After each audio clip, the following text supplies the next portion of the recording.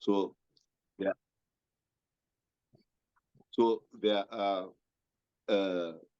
reasons behind what we create today beyond those primal instincts.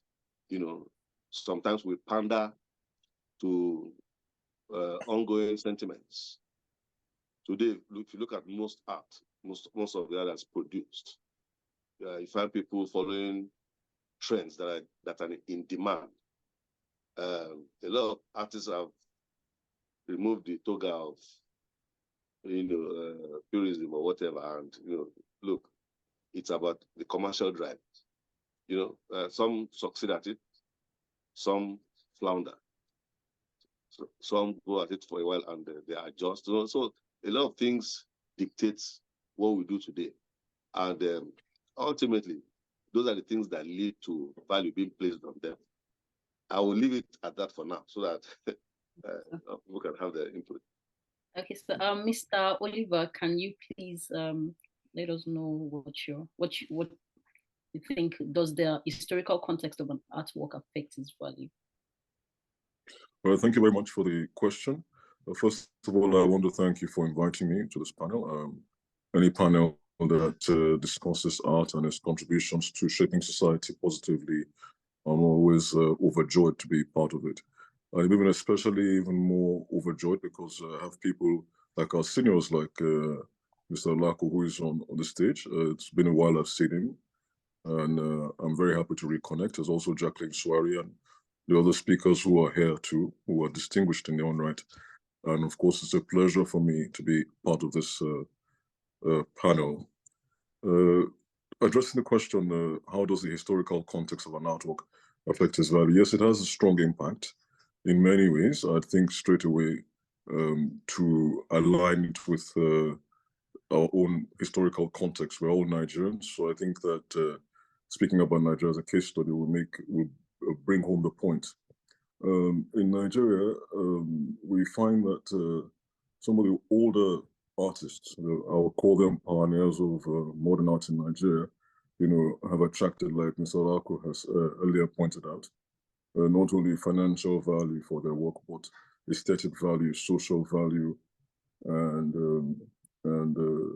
I've mentioned economic value. I mean, they're at the peak of the pack, and the reason is simple because, of their contributions towards shaping Nigeria as a society.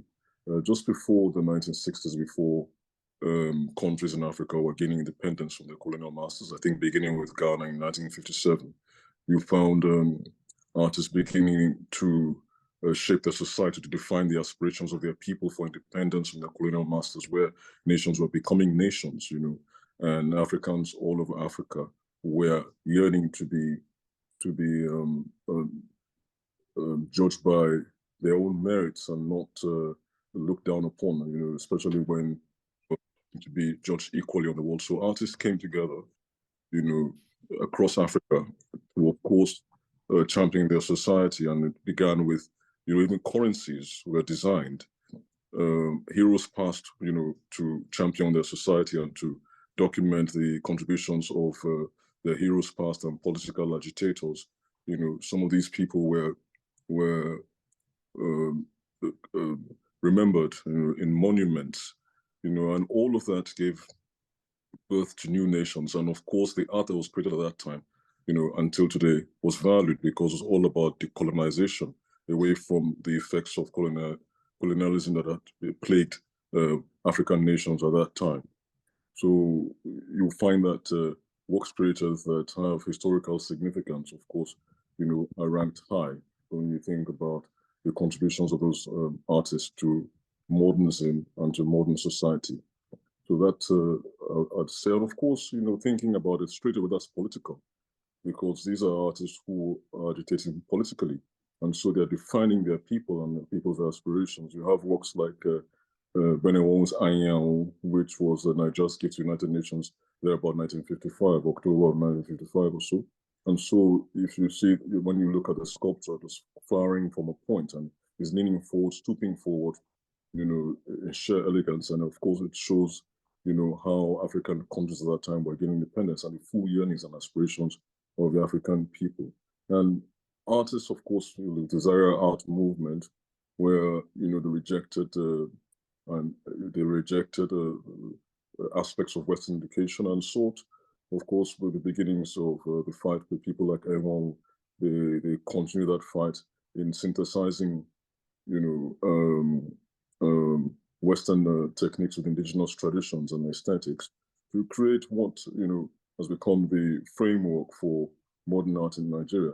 That, of course, was a political movement, and of course, artists of that ilk, have their works, significantly priced, value-wise, even financially. And these artists, are the artists that have gone on to achieve staggering amounts on the international scene. You've had auction houses, create departments, of African art, to show the contributions of these artists, to see how much value that these artists have been able to garner on the domestic and international markets. And it shows that, creating departments for art, it shows how significant these artists have been.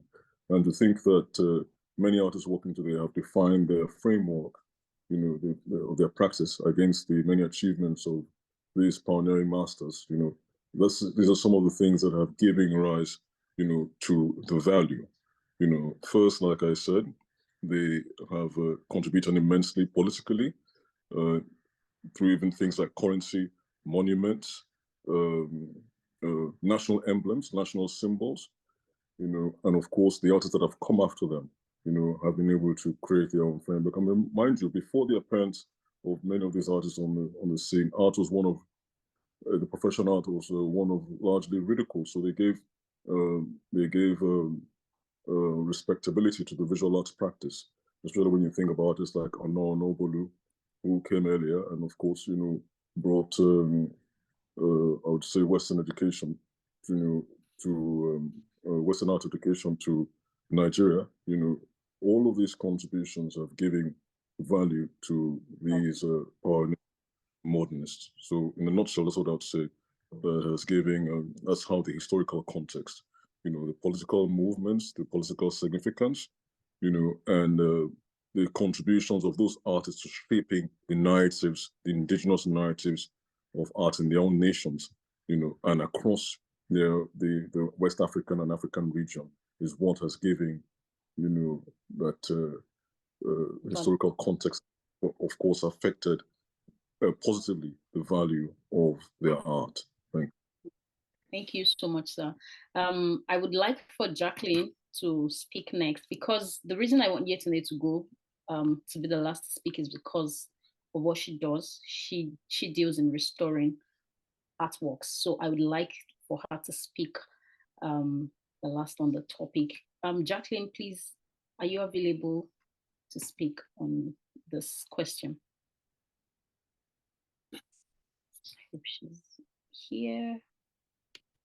Oh, okay. You have to unmute. Can you hear me? Yes. So I first of all like to apologize. My network is quite unstable. But I'm glad to be here. Let me first of all start by hailing my ogas, my senior colleagues then. A lot of people don't know, but I was an IT student at the Universal Studios of Arts under the grand tutelage of Mr. Olako. So, and then of course, when I was in my IT, I also met Mr. Oliver in 2009. So these people have been great mentors to me, and I'm very, very humbled to be on a panel with both of them. In fact, like my heart is really racing. But yeah, I'm really happy to be here. So to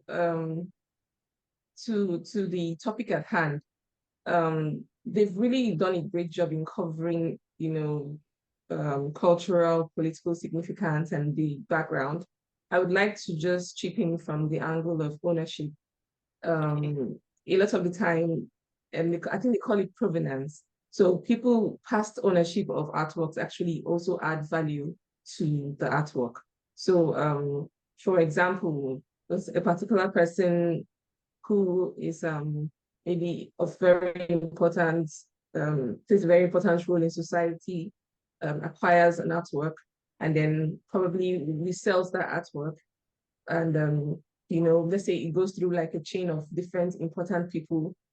Once that artwork comes into the market, just by the mere fact that it had been owned by these very important people, it automatically places, you know, value on the artwork. This is value apart from all the values that have already been discussed, you know. So those values exist on an artwork. Then once it happens that several important people in society, people who are of worthy note, have acquired that artwork and it has passed through those people's houses, then it now becomes, you know, provenance. And then provenance also adds very important value to artwork, which is one of the reasons why, you know, when you're looking at artist careers, they wonder, okay, where is your work placed? Are your works placed in museums? Are your works placed? Who are your collectors? You know, those things actually add value to work. So that's that's the only thing I wanted to chip in into the conversation. I think that hasn't been covered, but everything else has been covered properly. Thank you so much. I was all right. Thank you. So Yetunde, the floor is yours, please. We want to hear from you. Good evening, everyone, once again. So it seems like all the other panelists are familiar with each other. They've worked with each other at some point over the past couple of years. I'm also very familiar with the work of Mr. Olaku, Mr. Emonwu, and recently familiar with Jacqueline's work. I appreciate everyone who is working in the art space industry in Nigeria and trying to do something positive, because growing up, there was a lot of focus on, oh, do this, be an engineer, be a doctor, but not enough of a focus on the creative aspects of the society. So I'm always excited to see people making change in Nigeria. And I'm also very sharing the same sentiments with Jacqueline. I'm also very nervous to be here. And I know when I was sent the invitation and I was called an expert, I was like, I mean, one day I'll get there. I'm still in the process. So I think I'm very humble as well. And very humbled to be here and speak a bit about what I do as a conservator. Not really my knowledge in on the valuation and value ascribed to artworks in general is limited to a degree, but in terms to answer the question about historical significance, I think Mr. Olaku and Mr. Emumu have actually said everything that's to be said about that. When you place historical significance on an artwork, you're saying that this has shaped the society in one way or the other. It's showing what existed in the past and it's been brought down, and to see how the society has developed and is developing and how we're influenced by our past. Yeah, so I'm not sure. Do you want me to answer anything in particular? No. So I just wanted to know what your thoughts were on the historical context of an artwork and how it affects the value. But it's fine if, all right. Okay, so we can move on to the next question then. All right, so to the next question, we're talking about the artist's reputation. And for this question, I would like to go with Mr. Enwo first, because he has had to deal with exhibiting emerging artists. I remember that the first time I was at the gallery was when he was showing works by, at that time, Mr. Kelani Abbas and some other artists, when Mr. Kelani Abbas wasn't, here now, what he does now. That's what I mean. So in what way does the reputation and life story of the artist influence the value of their work? So say, for example, in what way does Mr. Olaku's reputation, for example, say I've not met Mr. Olaku, or say Yusuf Grillo, I've never met him, but I'd always heard about, oh, there's a master artist in Nigeria, his name is Yusuf Grillo. In what way does this reputation influence the value of their work? How does an emerging artist, how might my work as an emerging artist be valued differently when it's compared to established artists? I think I would like to go with those two first. The artist's resume, exhibitions, and all that. How do these things affect my value or influence my value as an artist? I would like for Mr. Emo to start first on this. Well, thank you. That's a very broad question. I think there are several ways that an artist's reputation affects the value of his work. First of all, you want to start with the schools the artist attended and how well is he trained. You know, all of that contributes because you want to be sure that this artist has gone through rudimentary instruction in the art and is well trained in the art. And because to break rules, you are deemed to have understood the rules first before beginning to become largely experimental. And when you start delving into your own, you know, personal and uniqueness, you know, so I think that's very key. The places you've exhibited. So it's not just about having exhibitions, but how strategic, how influential, how seminal are your exhibitions. Then what has been published on you, extremely important. And all of these three elements I've discussed, you know, they go into establishing your reputation. Then it goes a little further to what have you contributed back? For instance, some people might serve on associations and give their best, and others like Mr. Alaku have also taught. So teaching is also a way of gaining strong followership, as you know, which also, you know, has another side, which is also mentoring. You know, because these people that you've mentored, you know, also at the same time, they're there to also champion you and also build your reputation. So what have you given back to the society or the larger body or the professional body is also extremely important in building your reputation. Then these days we have marketers, gallerists who also, you know, impact positively on the reputation of the artist, in the sense that galleries, you know, promote artists through exhibitions, through attendance art fairs, you know, through art residencies. All of these, you know, go a long way in building up the artist. Today we have the likes of, or tools rather, like social media, which of course impact heavily, you know, on the artist's reputation. I know that a good number of international galleries, before they take on artists, they want to be sure that you've got a very good following, because at the same time they're investing in you, you want to be sure that, you know, you're marketable as well. You know, then how the artist positions or carries himself builds his reputation. Now, we no longer live in the starving artist stereotype or syndrome. You know, so all of that, you know, is also important because people tend to price your works based on, you know, how you look, you know, or, you know, how you carry yourself. So all of that also builds into your personal profile. Now, other tools like your website, other tools like even your artist statement, other tools like your publicity package, you know, all of these things add to your reputation, you know. And all of this, the better known you are, the more reputation you've garnered over the years. All of these elements, you know, affect, you know, positively or negatively your reputation. Then your personal relationships, you know, not only with your peers, because your peers will also rank you, is also important, you know, and your relationship with collectors. Now, in my own experience, you know, as a gallerist, I've had some collectors decide not to touch an artist's work because, you know, they find him to be obnoxious and rude. You know, they invited him to dinner and wasn't able to conduct himself properly. You know, all of these things, as minute as they seem, you know, impact positively or negatively on an artist's reputation and, of course, ultimately the artist's value. Thank you. Okay. Thank you, sir. I would like for Jacqueline to go.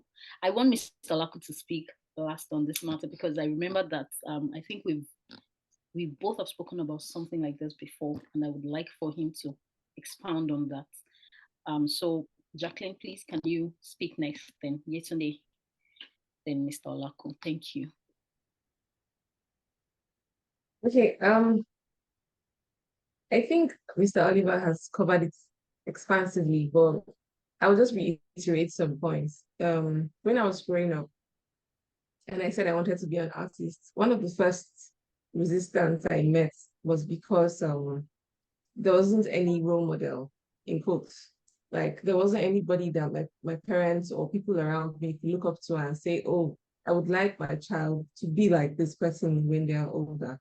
And that is something that's kind of, when I decided that I was going to fight the battle to be an artist, I decided that I would be a role model that people worthy of emulation, that people can say, I want my child to be like this person, because the only reason why other career paths are, kind of adored or honored above art practice is because, for the most part, when you think of artists, they think of them as rascals, they think of them as unstable people, they think of them as people who don't really add any value to society. And when you have a child, and your child says they want to be an artist, you're immediately thrown into panic because, I mean, why does your child want to follow that, to that path? So what Mr. Oliver said is very true about how an artist will comport themselves, how they, how they appear. Perception is everything, although it's not everything that you see that is the truth. But as an artist, it's very important to curate your own perception, to curate how you're seen and how people will see you, to curate your relationships with people. You don't have to speak at every event. You don't have to be loud. You don't have to be seen everywhere. But there's a way to always make sure that when you are in a conversation, you're dropping important things. You're dropping intelligent, contributions. That way, when they think of you, they remember, oh, an artist that's intelligent, that is well composed, that has their head on their shoulder, not an artist who they are afraid to invite to their private dinners or their events because they don't know how you're going to behave, So that actually is what I would like to talk about, because as a human being, your first duty, apart from to yourself and to your family, is also to society. What do you bring to society? How do you nurture society? How do you nurture people coming after you? One under me, we've been so blessed to have people like Mr. Olako, people like Mr. Oliver, pave the path for us and tell us you don't have to look rugged and irresponsible, come to the table looking decent, if we didn't have them as examples, we would still have the hungry artist narrative, today, of artists looking very tattered and disorganized and not being able to put their thoughts together, So that is also something that is very important. And I feel like a lot of younger artists take that for granted now because they just feel like art is about just painting and putting it out on the internet, and then one gallery will pick you up. It all boils down to substance. After all the buzz, when they pick you up and they're talking to you, what is inside, So I feel like this is a very important factor when it comes to art, when it comes to an artist's reputation. People don't think longevity, and the only thing that can give you longevity is substance. Substance is what will allow you to invest in yourself, to keep reinvesting and keep reinventing yourself. It's only substance that will make you think that way. If you're only for what is happening now, you're following trends, you're following everything that's happening, you won't last the test of time. There's a reason why people like Ben Enwogu, Ellen Atwi, Mr. Bruce they're known for their styles, they're known for what they do because they've done it for such a long time. I mean, Mr. Olako, Mr. Oliver, their styles have, you can see it without even seeing the signature. You know that this is this person's work. So these things also add to the reputation of an artist. You cannot be painting anything anyhow, except you're a conceptual artist. That's a different thing entirely. But you cannot just be moving up and down because, okay, this is what is selling now. You paint this one. Then when a new trend comes up, you delete all those pictures and start painting new. It doesn't work, It doesn't help the reputation. Yeah, I love it too much to lose. It doesn't help the reputation of an artist, So it doesn't help the reputation of an artist. So that's for me, those are the key points I would like to, also add, because substance is very important. I feel like people spend too much time and energy on what is happening outside. You don't spend enough time on what is happening inside. Inside you is where it all comes from. Inside you is where it all begins. You need to develop yourself so that by the time you produce the work, they can look at the work and say, this person has substance. And people think that people that buy art are stupid. They're not stupid. They can see right through your painting, through you, through your heart, through your head. they can see that this person knows where they are. This person is going somewhere to happen. And so if you don't invest in yourself and your concept and everything, nobody will touch it. They can touch it right now, but in another 5 years, you would evaporate, you know? So that's all I would say. Thank you so much, Jacqueline. I'm laughing because you're touching on some of the questions I want to ask. And it's going to be a little, what's the word now? I can't remember the word, like, you know, it's going to be, when I remember the word, I'm going to use it. Yesterday, sorry, before you speak, and thank you so much, Jacqueline. That was very, very, you know, very, very important. You touched on some very, very important topic we're going to talk about yesterday. So I would like for you to also to talk more about how the artist's resume rather, exhibitions that the artist has participated in and awards, publications, how can these things influence the value of an artist in your own opinion? I think these are all very important aspects to consider as an artist generally, also as an emerging artist, because this is what collectors, curators, anyone who's interested in your work or anyone you're approaching with your work is looking to see. They want to see where you've shown, what you've shown. They want to see the extent of your resume. I think I've come to realize, just being an artist as well, but not really practicing exactly. So I don't really have much to contribute in terms of that. It's just the basic market yourself properly, because that's what people are looking at now in this day and age with social media, the internet, because everyone can find information is easily accessible. So you need to put yourself out there.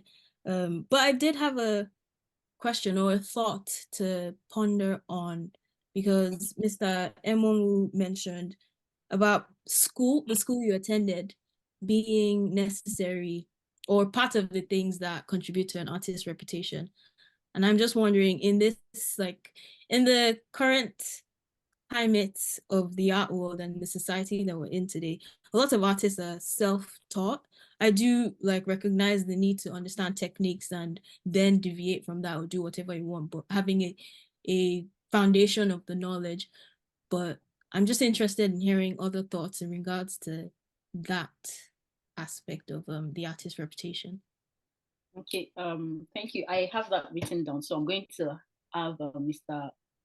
Oliver answer that once Mr. Olaku is done. So you want him to expound on how the school you attend influences you. Then what about artists who didn't go through formal education? I think it doesn't necessarily have to. It doesn't specifically have to be Mr. Ewu. I would like to hear other panels. So I know Mr. Olaku is actually going to touch on it now. Mr. Olaku is going to touch on it, then Mr. Oliver also can. The reason I mentioned his name because he was the one who made you ask the question. So sir, Mr. Olaku, over to you, sir. It's it's getting warmer. Let me put it that way. The artist's reputation has always been an issue that trails us as artists. You know, I'm of the old school, stock. So I come with some maybe with some ancient values and virtues, in thought, in practice, and whatever, because these were things handed down to us by our fathers in the profession. Since time is unstoppable, every civilization moves, transits from one state to another, and these contemporary times have dumped a lot of issues on us. Originality, even of DNA is let me use local parallel, is one kind today. Hybrids have been created, in many, many regards. Many in our area, our field of art, hybrids have been created in terms of techniques, in terms of philosophies and things like that. I will touch a bit on what I think Oliver mentioned earlier, and Yetunde, I guess I'm right about it, mentioned that about training. It's all about training. People who went through formal training and people who didn't have the same experience. I've been joking about it for quite a while now. I say, look, maybe if we had some experts go and do some research and probably carry out a very forensic census for us in the art industry, at least locally, I think the self-taught, the army of self-taught artists would outweigh those who received formal training, the way it's going now. At least you can gauge that on so many fronts. There's a lot of people now who have come out from all corners of human habitation, who are self-taught artists, who are, in my opinion, probably more daring. They don't ask questions before they break through a wall. They just go at it. And I've been talking to those who are formally trained, because we are a repository of, settlement, where we offer ad hoc service to the educational sector. So people pass through our space quite regularly. In fact, it gives us the opportunity to come to do comparative analysis, having started way back in the early 80s. I'm a product of, I graduated in 1981, and I've been within this art space all my life, and I've seen a lot. Today, those who go to school have to study are threatened.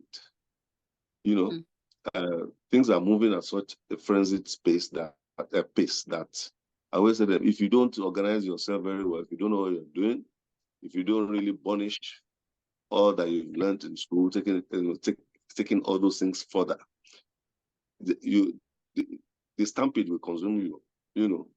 So, and since time replaces entities too, we have a new population of stakeholders at every level: artists, the middle men, our projectors, in terms of the media, journalists, art dealers, curators,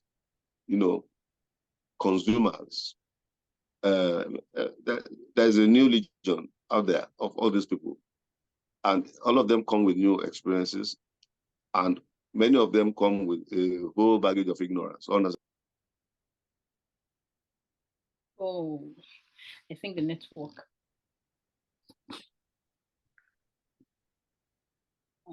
Okay. Oh, I got interrupted there. Okay, so many of them come with, some emptiness that needs to be filled, because they have jumped into this field and started to participate without really being prepared for it. And it's beginning to give rise to certain things, manifestations that give some of us some concern. The artist is at the center of it all, whoever claims to be an artist. Because today, there is no legislative moderation. If you call yourself an artist, you're an artist. We're not like other professionals that are backed by, whose existence and operations are backed by law. It's where the creative sector, and once you all your proclamations can be self-made. We don't even respect the instruments to test what you claim, and anybody can package anything today to say, you can go on international space and claim to be the best thing that happened to Nigeria, within in the world of art, blah, blah. So it's up to the person who wants to cross-check that, So the parameters have shifted. I met a big collector once, sometime last one of the biggest, a lady, the first thing she asked when I went to her in the office, said, Mr. Olaku, something has been bothering me for a while. Who is the master? I said, we are just starting the research, because it's like the parameters have shifted. She said, because all kinds of people come to her, they want to sell this, and they say this one is a master. Say, only for me to discover some of them are just young, they're starters, they're fledglings, and I said, well, you just have to be more circumspect, because in buying or cross-check some of what these people, claim. So the reputation of artists is about the artist, and we have to take responsibility for how we're perceived. Like they always say, there's a thin line between perception and reality. In those days, if you dare to tell your family that you're going to study art, you'll be in serious trouble. And that is why we always say probably we have not even celebrated our forefathers in the profession enough for being so daring to confront those prejudices, on the social front, on family fronts. I know Mr. Osnofi was there, would confirm what I would say about this. He shared it with us, that when he wanted to study art in ABU in the 60s, he knew what he faced. His father just behaved like Pontius Pilate and washed his hands off. Say, of all the things they are studying in the university, is drawing you want to go and study art. Yes, you left engineering, left medicine, left law, accountancy. So maybe the father just innocently had, this. Remember that bros down the street, with unkempt hair and tattered clothes, and maybe those early days you had some bros like that in the areas. Some of them would even talk to themselves. They were under the influence, a lot, and they would call themselves artists, either playing guitar on the beach or so they were call them the dregs of society. But we didn't have that depth of enlightenment in the society to say, look, at the artists, at least today, labeled as an intellectual at the highest point of human collaborative existence at the United Nations through UNESCO. Because whatever we produce as creatives is called intellectual property.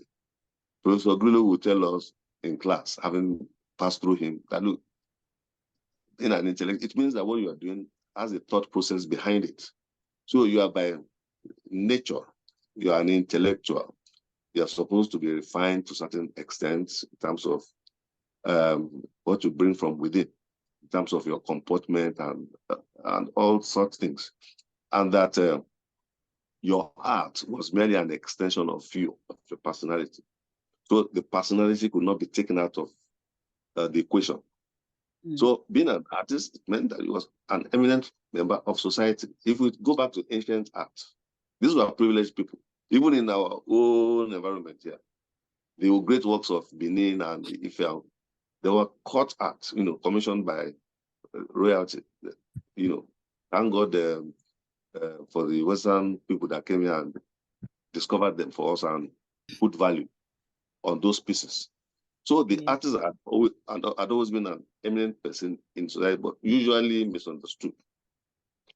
Today, a lot of things are causing some upheaval here and there, especially for the younger generation who need to really understand who an artist is. Because every artist is an ambassador of the rest. And how you carry yourself from one point to the other impacts on the others. We are not dollars. So those of us who started out in the early 80s, encountered a lot of difficulty. Because sometimes you write, somebody reads what you write and say, oh, that's, they think it's exceptional. When they have to ask somebody, I say, why is my own exceptional? If a lawyer writes, a lawyer who's my peer, or he speaks, you don't find it exceptional. Why is my own? Because I'm an artist. They think we are remnants of the society who were dumped somewhere in institutions that look, because we couldn't cope in other fields of endeavor. That's as a last resort. That individual is just drawing, Yes. But I know some of my friends who would have been scientists. I just mentioned a couple of them, Olu Ajayi or Samuel Wright and who. They were science students in school and, very brilliant. Babatunde, my colleague. And so you meet them, oh, you are enamored, by their content, and how they present themselves. So the artists, if we are not careful, could be misrepresented by some other people who need to know who we are and what we're about. So, like you said, appearance is important. What comes out of you is important. Because I tell the people who pass through, I said, look, your work will expose you. You create beautiful work. They can come from intuition, training, and things like that. But there will be a time where your work will take you to before other people, and they will probe you. And you must not be found wanting in that area because it's your work. In school, we are taught that your work should not be explained better by other people other than you. I mean, Professor said you created it, so why can't you explain it? So you need to articulate what you produced because it took off from somewhere. You are the author, so you should deconstruct and reassemble for people so that they have a deeper understanding of what you've done. So reputation is key. The reputation impacts how your work is viewed. But I think it's tied to some extent to time. Reputation can only be built up over time. That's where the concern comes in because people go to school, they receive any kind of training, whether formal or informal. And before the water of the training is drowned, their body, they're already being pushed into the professional field. There is no peace. When we came out of school, they told us that there was school after school. That look, you needed time, a gestative period, where you would now put together those things that you learned in school, the principles, the formulae, all those other things, that you gather from different individuals. You go and put them to use as an individual on your own. And it takes some time to achieve that through self-discovery. The self-discovery process. Because so it's not an overnight journey. But today there's people, and that's why many of them even hide their information. So I don't know that you just finished 2 years ago, or 1 year ago, 3 years ago, and they're being used because they're just pliable in the hands of people who want to use them to do business, as far as I'm concerned. For a brand to form, for a reputation to emerge, whether it's personal or tied to your work professionally, it will take some time. So unfortunately, these people are not allowed to organically, transform into those because that is how you grow your deep roots as a brand. Thank you. Yes. Thank you so very much, sir. Thank you, Mr. Oliver. Thank you for your contribution. Thank you, Yetunde. Thank you, Jacqueline. Okay, so on this third question, I am going to... You want me to respond?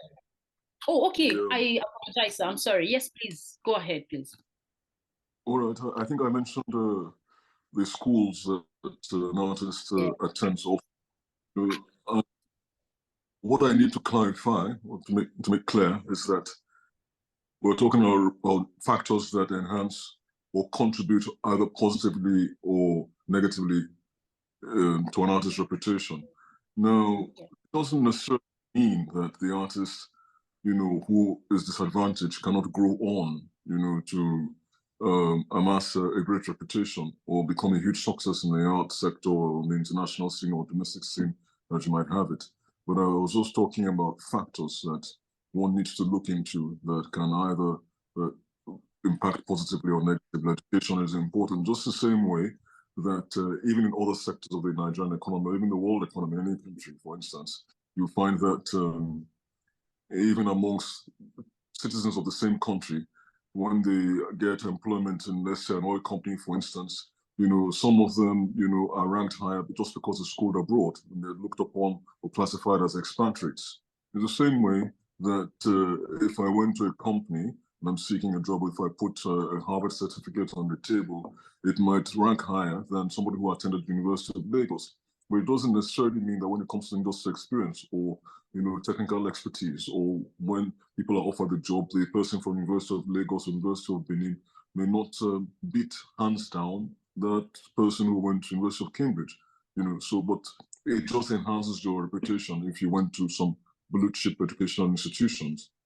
What happens in the real world is left to the real world.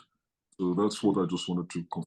And I thought very quickly to add a few things to some of the items that all the speakers have contributed already. I know it's important for an artist to, design his career and build his reputation and brand. We've spoken about education, we've spoken about other things. I think that's also important that just like in other sectors of the economy, where people think about legacy and think about what happens to them after their deceased, I think it's also important that we artists begin to think about that. And then we have to set up institutions that will make sure that our reputations are sustainable long after we're gone. Another way we can think about that is through foundations. I think it's extremely important. Some people have gone on to build libraries, people like a former President Obasanjo, for instance. That's another way of enhancing his reputation long after he was gone. And I think artists should also think that way as well. Unfortunately, in Nigeria, we don't have a functioning National Gallery of Art. What we have is what exists in administrative blocks. But usually, especially in other countries, for instance, our international counterparts, you have artists who bequeath part of their collections to the National Gallery or National Museum, and in a way it enhances or sustains, long after they are gone. Another thing that artists, I think, should think about is financial planning. So it's very easy to look at how an artist dresses and how he composes himself, but we shouldn't forget financial planning.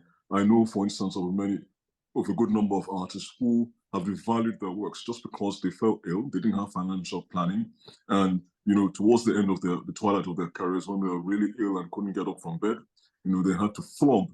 Let me use that colloquial term. They had to flog their paintings to ensure that they have good health care, or even healthcare that will at least sustain them for another couple of years and months while they're on the bed of paid hospital bills. So I think it's very important that artists look at that, because that, is the surest way to destroy a hard-built reputation, nurtured over decades. Another thing that I think we should also look at, is simple integrity and honesty. And a lot of artists, can be accused of that. You find artists selling at different prices for their works across different cities, or even in the same city, to the same collectors. And unfortunately, even when I'm speaking as a gallerist, when you try to promote this artist's work, you find the artist, invariably goes behind to sell at pittance to, a collector who has been to the gallery. And you find even collectors, so many so-called collectors and patrons, encouraging this kind of behavior, because they come to galleries and then they look on the wall, they look at the artist's name, and they sneak behind to go meet the artist somewhere, in the artist's private studio. Now, the artists who sell from their private studio, there's nothing wrong with that. But for artists who are tied to galleries, then you have to respect the artist-gallery partnership. Otherwise, at the end of the day, you're only harming yourself. So these are 3 items that I thought I should quickly contribute. Simple integrity, financial planning, and what happens, legacy planning. Because all over the world today, in terms of financial wealth, also people are talking about legacy planning. Your will, for instance, if your will is not properly executed, you will have problems, and it will devalue, your estate long after you're gone. So whatever reputation that you build up, even from the schools that you might have attended, or the beautiful works that you have created, it all stands a risk of getting lost. And also, that's when you find that, especially the artist is valued in his lifetime, the proliferation of forgeries, all of these things, serve well to destroy an artist's earned reputation in his lifetime. Thank you. Thank you so much. Sorry, I just wanted to add something.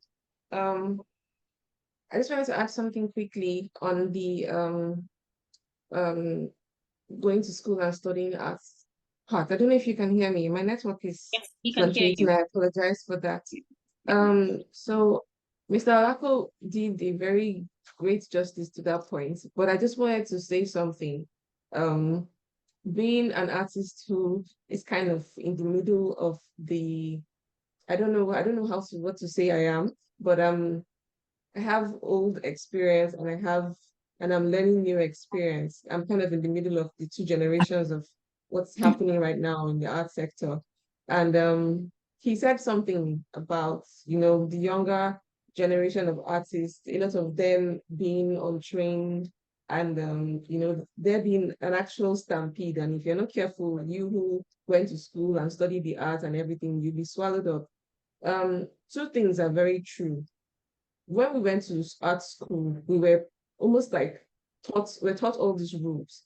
And something about rules is that rules confine you, rules put you in a box.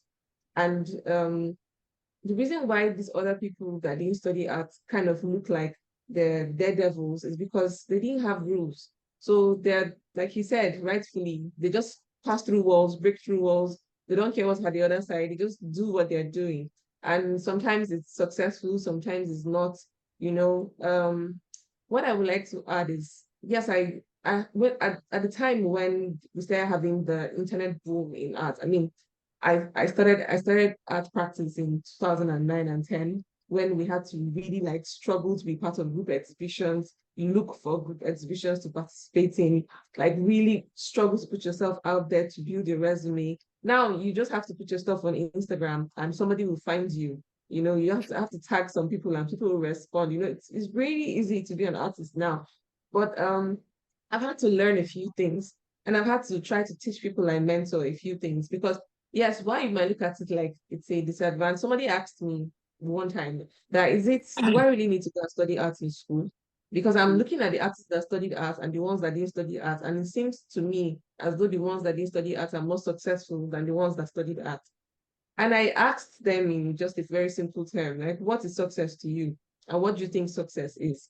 And that's something that Mr. Olako and Mr. Oliver has touched on, quality and longevity. Something that something is trending now doesn't mean that it will stay and to last the test of time. Okay, it has happened that you didn't study art in school, but you have a flair for all of us know a lot of reasons why many Nigerian artists did not study art in school. Our parents were strongholds that didn't let us. Okay, fine. You finally finished school, you are in the art market, you're now painting. Don't stop developing yourself. Don't stop learning about art. You talk to people and they don't even know who Pablo Picasso is. They don't even know who Nigerian art masters are. They don't know who the founding fathers of art in Nigeria are. Like, how can you be an artist and you don't know this basic history about art from your own country? You know, so there are a lot of things that you don't even know the names of art movements. Yeah, they'll be coining some kind of strange words, mixing them together and say, okay, this is my own style. Okay, no problem. But your style has to have roots from somewhere. You know, nothing just exists on its own. So if I would just add something, okay, yes, you didn't study arts in school, but don't stop developing yourself. Don't stop reading. Don't stop learning. The day you think that you've arrived is the day you begin to die. I mean, I keep joking about it that BlackBerry thought that I arrived, but there's no BlackBerry right now. You know, so you have to keep working on yourself. You have to keep learning about this art. This you say you want to do art as business, Abi, you say it's your life. No problem. Like invest in it, sink your roots down. You don't have to have gone to art school, but learn. Like find mentors, find residencies, put yourself in places that you can learn more about art so you can absorb. Because evidently this thing shows in your work.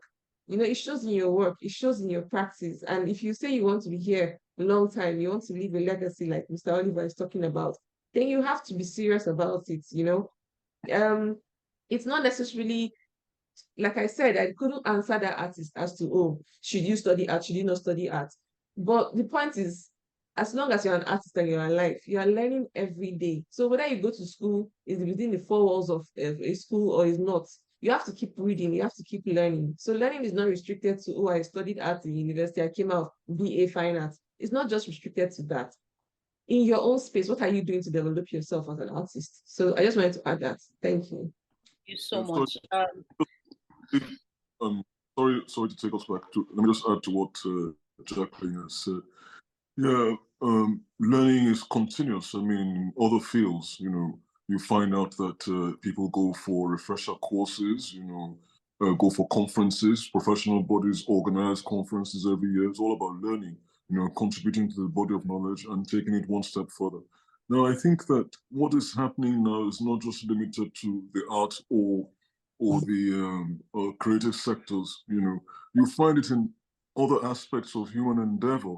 You know, not only are we bedeviled by, you know, social currencies, even the legal profession, you still have quacks. You have people that you call baby lawyers. You have those that, you know, we group together as charge and bail lawyers. In the medical, you You still find, quack doctors as well. So we have people like this everywhere. If you look at society, is generally degenerating, and that is the truth. We talk about what the value of the naira is today, is falling because we live in a degenerative society. You go on your television and then you see, what is happening, to sell music videos, half-clad ladies, men coming out and spraying dollar bills, in swimming pools with scantily clad women. It wasn't like this a couple of years ago. When we look at videos, of the 1980s, 1990s music, where people actually singing who had good voices. Now it's all computer generated or computer enhanced. People are not really singing. There's a lot of twerking going on. So it's not just the art sector. So what I'm speaking to the elements that should actually sustain and create good art. I'm not just speaking to, about what's happening now. I mean, like Jacqueline said, anybody can be an artist. Anybody can be an artist today because of marketing budgets, because of galleries who would promote anything and everything, because of the social media, which promotes anything and everything. And that's why you have people who can influence generations and, influence even become a job title. Doesn't mean that it's right.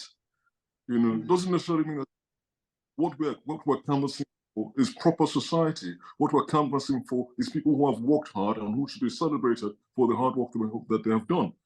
So my position is not to give credence, credibility to forgive my French, absolute nonsense. But as far as I'm concerned, I want to support those, who have justified their placements. I want to support those, and celebrate those, who have given their best to enhancing the profession. And I'm not supporting those who, would come on the internet and quickly gain 10,000 followers just because. No, that's not art. Our true art has to face. No, you can That's go my on. take. That's my take. True art, stands the test of time. Is not influenced by trends, but stays. It is all based on competence, skill, proper instruction. That's what true art is all about, and that for me stays. And that's the reason why historically, I'm speaking as an art historian, you find out that even all this modern movement came and they went. They came and they went. So there, and so if you look at what the fact that history repeats itself, it's just a matter of time that some of what is going on now, will come and go. Art is intellectual, but at the same time, it is powerfully visual. That's what makes it art. When you begin to over-explain a work, it's no longer art. Perhaps it's literature, perhaps it's philosophy, but there must be a place for skill. You can't take that away. It makes it an art form in the first place. And that is it. That's the absolute truth. So that's my contribution. Thank you. Thank you. Before I want to say some things, pick up on some things, but I want Yetunde to state our point before I go ahead. I was going to talk about or relate to what Mr. Enwonwu said regarding financial planning, but I think my point kind of ties into another question, so we can move on. And if I remember, I'll bring it up then. Okay, thank you so much. When Mr. Olaku when Jacqueline was speaking, rather, I remember that when I was in Nigeria in 2022 December, I spoke to Mr. Olaku about what's going on right now in the arts scene in Nigeria with the younger artists and posterity. And I remember he said something. He said, even before now, there have been trends in his generation of artists. When they were younger, they had trends. That trends would come and go, but whoever stayed, that's what proves.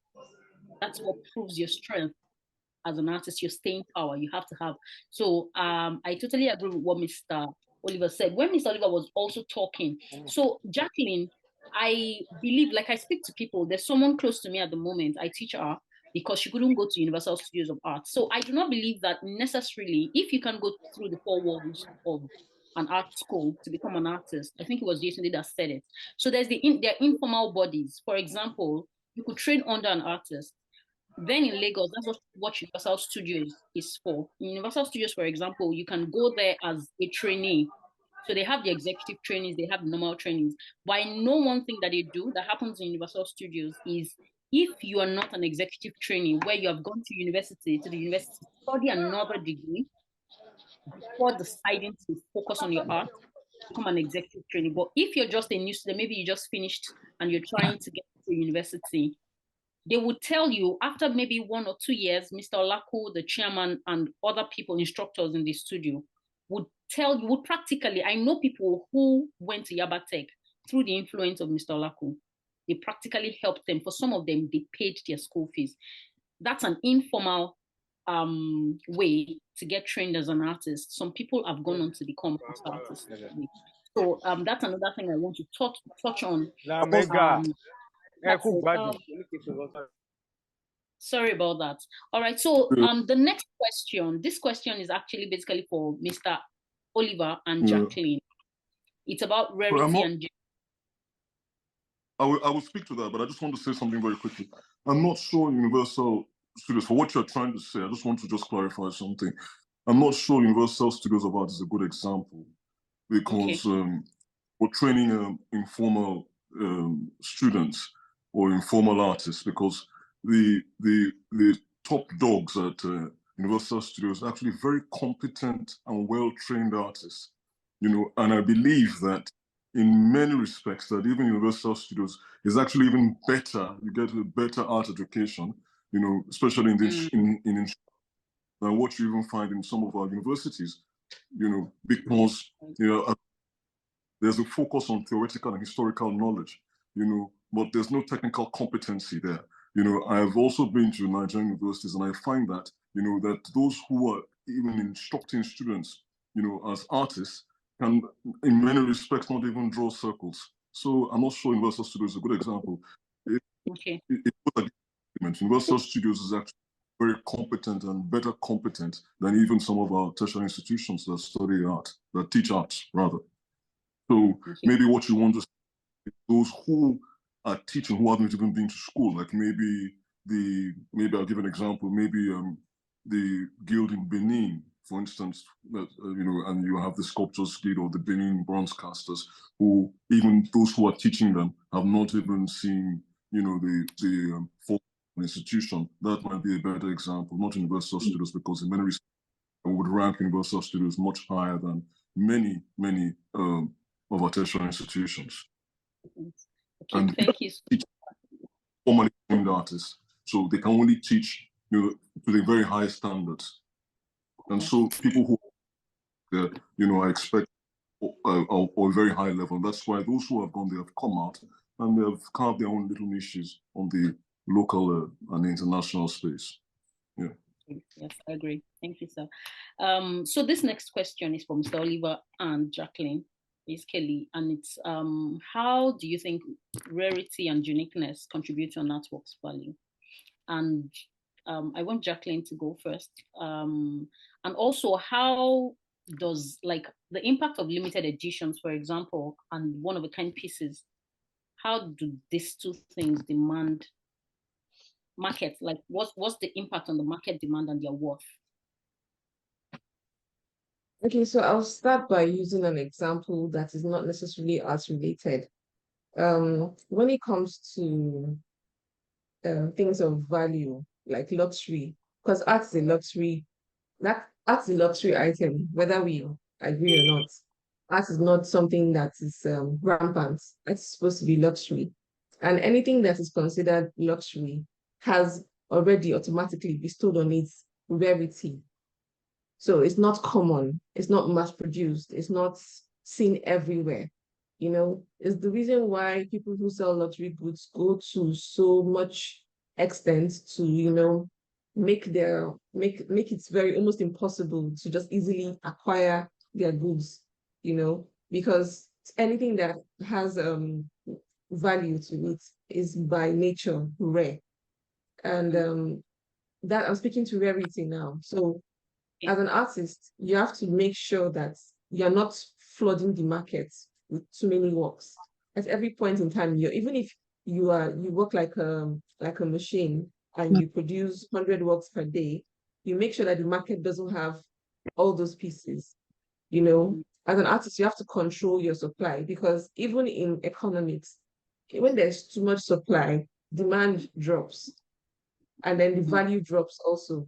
So as to where rarity is concerned, sorry, you have to make sure that you don't mass produce work as an artist. And even if those, like I said, some artists, I used to belong to a gallery where I was the only artist who, because of how, particular and, intricate my work is, I used to produce 10 pieces a year. And the other artists used to produce 10 pieces, 10 to 15 pieces monthly. And it kind of put a lot of pressure on me, because they were like, why are you not bringing work? Why are you not bringing work? But my work takes time to produce. And so when I put value on my work, because it's rare in the market, you can't compare the value I'll place on my work to the value of someone who's flooding the market with work, So as an artist, that is something that you have to learn, that you can't oversupply the market. In fact, there's even a very great value to scarcity.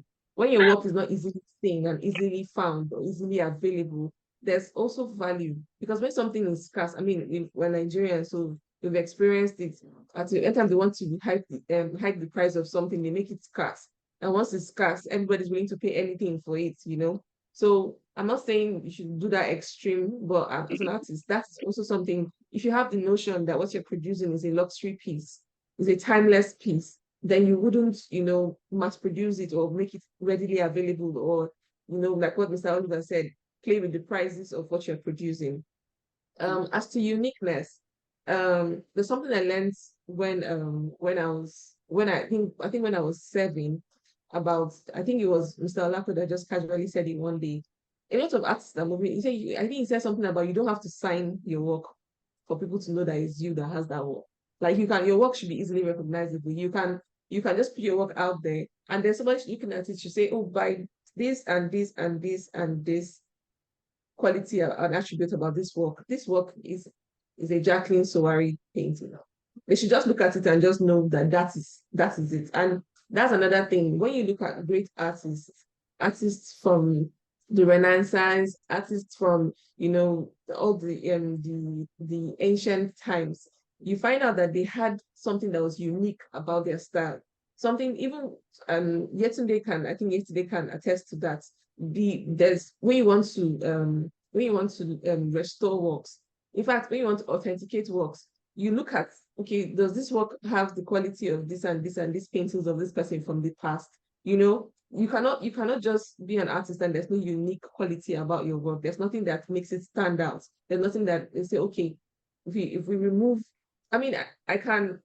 There's so many great artists today that I can tell, oh, this is this person's work, without even seeing their signature. If I don't even see the work on their page, I just see it and I know, oh, this is this person's work. This is that person's work. That's because the work is unique. And uniqueness also drives price. When somebody, because it's not easy to be unique. It's not easy to have a style and stick to it. It's not easy to carve a niche for yourself as an artist. So it takes a lot of intellectual work. It takes a lot of mind power, a lot of consistency, a lot of discipline to sit down and say, okay, this is my style. And then I want to work, within my style, and at the same time be expressive inside this style. It's something that is very hard to do. And so when people have been able to do it and master it, it gives them value. And like I said, people who buy art, people who invest in art, institutions that endorse art, not the people who are trying to be funny nowadays, but the real institutions that endorse art, they know these things.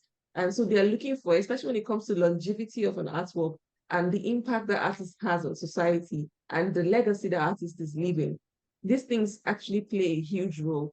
And so once they're able to spot that, one, your work is rare, which means, like I said, it's not mass produced, it's not seen everywhere, it's not you're not making your work a print on t-shirts, a print on books, a print in jotters. You're not devaluing your work by yourself. You're making your work rare. The second thing is your work is unique. It's easily recognizable. These two things kind of, I mean, I like to always, whenever I'm talking about artists and uniqueness and rarity and branding, I always like to point back to luxury items, luxury cars, luxury watches, luxury bags. If you see the way these people brand, they can produce so much, and then because they have overdose of supply, they can destroy the supply. just because they're trying to create that rarity. So as an artist, you look at yourself as a luxury item. Your works, every piece you produce from your studio is luxury. And if you treat it as such, you would have the mindset that there's some kind of things you wouldn't do because they would devalue your work moving forward. I think I'm done. Thank you. Thank you so much. Mr. Oliver, over to you, sir. All right, so I'm going to play a little bit of the devil's advocate here, but I'll just give a first preamble. Yes, it is extremely important that I mean, Mr. Olako had mentioned earlier about the very many ways of looking at art. It manifests itself in various ways, you know, and with each manner it represents itself. You know, you have different kinds of value attached to it: aesthetic value, religious value, economic value, aesthetic value. You know, that's what makes art, you know, unique in itself and beautiful. But I'd say that once art or anything exchanges for money becomes a commodity. So art also is a commodity. And if art is a commodity, then it must be bound by economic rules, including uniqueness, including availability on the market, you know, including, you know, all of these things have to be, and rarity, all of these things have to be valuing an art piece.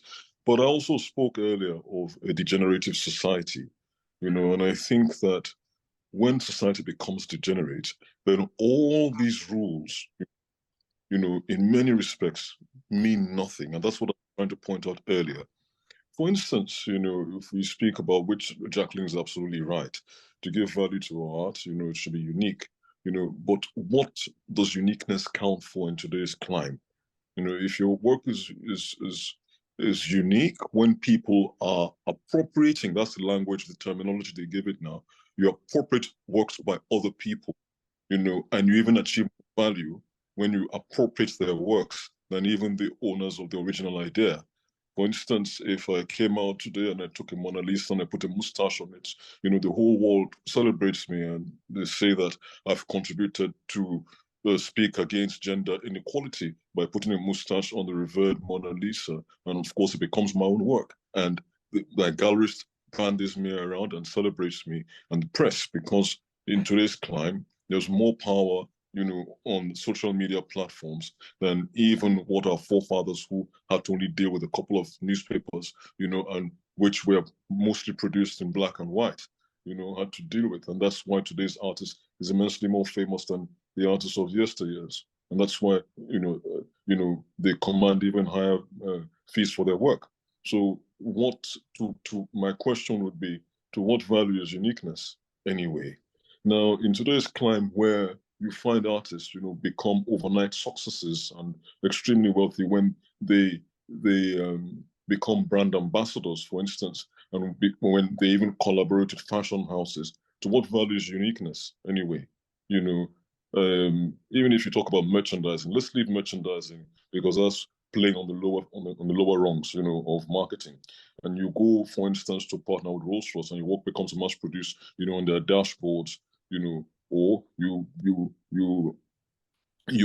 collaborate with a textile company or a fashion house, and your work is produced on, you know, as part of their textiles. So are you going to say that is your work not unique? It's no longer unique because now it's been mass produced, you know, even if it's a luxury item. You know, luxury items are indeed mass produced. If you want to talk about products that are not mass produced, then you go to the local artisans who, you know, keep, you know, their secrets in a family and pass them on from one generation to another generation. And maybe their own company is just a handful of just 5 family members spread over 2 generations, maybe 6 members in their company. That's the real luxury to me, not maybe a house like Christian Dior that, you know, they mass produce. They mass produce and they have huge marketing budgets. For me, big fashion houses that are so, you know, in quotes, luxury brands are not really luxury brands when you talk about uniqueness. So now you talk about artists who are even going crypto-wise, you know, and I know many a good artist who has amassed a great reputation by, you know, getting on the crypto bandwagon, you know, and of course digital art. And now there's AI, you know, and your work is seen everywhere and you're gaining so much. So what value is uniqueness? So the generative generativeness of the society has turned all these marketing rules on their head. And that's what I was trying to speak to earlier. And so, you know, how does rarity and uniqueness contribute? It can go both ways. That's why I said I would like to play the devil's advocate. It can go both ways. It can be good if with the scene you're competing on is on a smaller scene or your parameters are bound smaller. But then today, you want an artist who, you know, even practices locally in Nigeria, but he creates enough works to be represented in 5 regions. For instance, he has works in the UK with a gallery. He has works in the US. He has works in Australia with different galleries. That's what the artists are playing today. So is uniqueness valued today? Not necessarily. If you're a practicing artist and you don't have enough works out there, you may not necessarily, you know, get the sort of reputation that you should be amassing that is worth that should be attributed to an artist of your standing if you don't produce enough works. So it can go either way. So that's my answer. You know, it can go either way. You know, but you have to create. What is important is how you are able to guide your works to the right stage, and you know who is collecting your works. You don't allow collectors who are not real collectors. Because, for instance, we have collectors, and I always tackle those sort of people who, for instance, will go to galleries and tag several works and not pay, or sneak behind to go to artists, or who are not real patrons and who masquerade themselves as patrons, who speak ill of artists. So I think that's the real question. You know, where are your works going to? How do you guide the sale of your works? Who is collecting your works? Not because they have money, but because they actually respect the artists and are true patrons of the arts. Not those who backbite artists and run artists back behind their back just to make themselves look good, or who buy artworks because for them it's a social means, it's a way of gaining social collateral. I think that's the real question. You know, not the uniqueness or not rarity of your work, you know, because artists appropriate works and steal other people's ideas and attribute them, and academia supports it, you know, and not the uniqueness in that sense, or not how rare your works are, but you need to get your works out there. Today's artists need to be championed across different borders, and that's the truth. But the question is, how do you guide? Because your art, as an artist, you're your greatest brand ambassador, and you must, with intentionality, with intention, see to where your works are going, to what museums, who collects your works, where they're going, who represents you, and even if you're representing yourself, how do you articulate yourself properly in such a way that gives credibility and legitimacy to your work? I think that's a real question. Thank you. Thank you, sir. I'm sorry, Jacqueline, before you go ahead, I know that Mr. Olaku would want to contribute to this. Sir, if you can just quickly help us contribute to this before Jacqueline, because I can see you raising your hands. So please, I have questions that now, because of our time, I would have to, you know, put some of these questions together as one so that it's really getting heated. So, sir. Yes, thank you. I almost got carried away. I mean, I almost forgot I was part of the panel because I've been enjoying their presentations. And I've been further enlightened. You know, I guess that's one of the purposes of events like this. It gave me also the opportunity just to gauge the 2 presentations. I see Jackie's presentation more as idealist, while Oliver's own is the realist. You know, we're talking of the ideal, what should be, and that's against what is. You know, and they're both right. You know, one preaching how things should be, but in a very difficult world where, you know, it's difficult to stay the line. You know, I've always said the artist is a tightrope walker. I've always said from the early years of my career that, look, you're walking the tightrope, the forces are dragging you on the left and on the right, but you just have to stay, or else if you lose balance, you know, it's all over. And you're going to lose something somewhere. It could be significant, it could be fatal. You have ideals on the side in building a career, in trying to find yourself, build a recognizable brand. On the other side, if you're a full-time artist, you know what it is. You're going to see red. You know, every day it's going to be a challenge, especially when you're still unknown. There'll even be periods of desperation. We've had that too. I mean, at a time, at such critical times, we say, man, is it what is going on? Let me just go and find something else that will bring in regular income. You know, sometimes maybe that's where Lucifer will appear to come and tempt that innocent soul. Somebody comes, one of the agents of the black market, and say, look, can you do this, do that? And they show you money you've never seen before. Because all those works that emerge in such dark corners of the industry, they're commissioned by people and they're executed by people. You know, so maybe they prey on desperate souls and things get done. It will take a lot for you to say, no, I'm not going to cross certain lines. I operate on certain very rigid principles, you know. So it's always a challenge. I never talked of appropriation. Yeah, very nice way to define sometimes some of these things that I can just basically call crime, criminality. You know, because we have outright forgery, we have the one they call appropriation, we have copies, you know, people who copy works. In fact, I think as an artist, that's one that we find most offensive, where somebody robs you of your intellectual efforts. They take everything away from you. You just copy the image you've created and put their name against it. The other one is usually perpetrated by business people who want to feed fat, you know, from where they did not sow at all. You know, I have, as long as I am, I've seen forgeries of my work. You know, I mean, I have a file. Maybe that will be a story for another day. Not talk of copies and all kinds of things that happen. But they do happen because where you have good things happening, the bad things will always dog the steps. And in this industry, where money is a matter, you know, of focus, you know, everybody will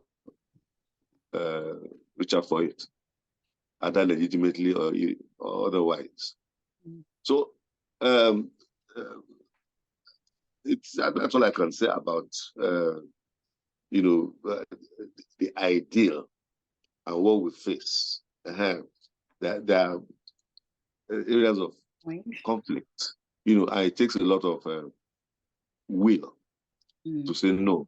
I'm not going to do it this way. I'm not, because for us it's about for me. I would say it's about choices. It's a life of choices we live. You know, and every choice we make at any critical point, you know, the result waits you upfront. You know, there is no escaping it. So you pray to make the right choices as you're moving forward. Well, whatever you do now, the result will wait for you upfront. So if you're pursuing timelessness in your career, it will take some time. Yeah, because you have to put the props in, you know, deep enough to erect a solid foundation that can contain anything you put on it. And those who are whimsical, you know, who you know, are just trendy, you know, they have a gaseous spirit, you know, anything that goes next, what they follow, and you know, they damn what comes after, you know. So it's what is happening today. There's a lot of hype. Yes. People build, especially the art brokers, and all they're looking for pliable minds to carry out the agenda. And they know that out there also they are gullible consumers. So a lot of people have been hit hard. Maybe it's just not to lose face that they don't cry out, you know, but they've been victims. It won't stop, but it all just means that it's a situation that calls for proper scrutiny of what we do, circumspection, you know, thoroughness, also cross-pollination, you know, exchange of notes, you know, if you think you can go eat solo, you're going to discover that it's not exactly so. So sometimes we need cooperation, we need collaboration, to get to the root of some of these things, or to build up on the little successes we've had to this point. Okay, sir. Thank you so much, sir. Jacqueline, before I move on to the next question. Okay, so I would like to say something. It's a very good opportunity, like Oga said, to rub minds and to have an insight into what's happening and views per generation. When I was speaking about uniqueness, I wasn't speaking about uniqueness as to material. I was speaking about uniqueness as to identity, the identity of your artwork. Like, can your work be easily recognizable? I wasn't speaking necessarily about uniqueness as to how that identity is translated. I personally see nothing wrong with an artist who is well established collaborating with a house like Dior or Rolls-Royce or Mercedes. I feel like, in fact, a lot of times when I see such collaborations, I'm like, okay, that's good for that person. For me, I feel like when your work is watered down or mass produced, I mean in that very local way of how artists, mass produce work. I spoke earlier about branding, what it means to be an artist. It's not just I feel like that's why I said I'm privileged to have partaken in the training from the masters and also be alive now to be seeing what's happening with Instagram and all the trends and all the manifestations of what art has now become. You can't necessarily close your eye to what is happening and call it all bad. There are a lot of good things happening because of such cross collaborations of industries. And like I said, every artist has to work on themselves and has to ground themselves and has to learn and keep learning and keep developing themselves so that there's value in who you are. There's intrinsic value in what you're bringing to the table. But like I said, you have to be unique. Of course, there'll be people that copy you, that lift your style. I mean, I've seen it happen several times. People copy. In fact, there's so many fakes in the market of originals. And there's something that one of my friends told me. Her name is Ndidi Emefele. She told me one day, because I was telling her, I think this was far back as 2014. I said, Ndidi, are you not concerned that people will copy your work?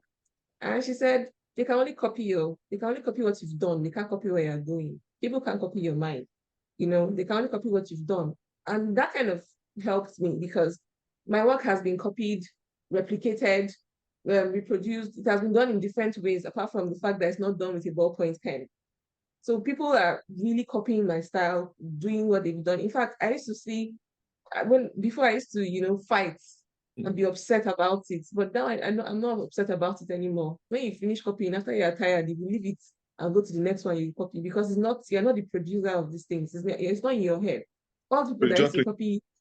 Let me just quickly interrupt you. I think you're missing my point completely. Okay.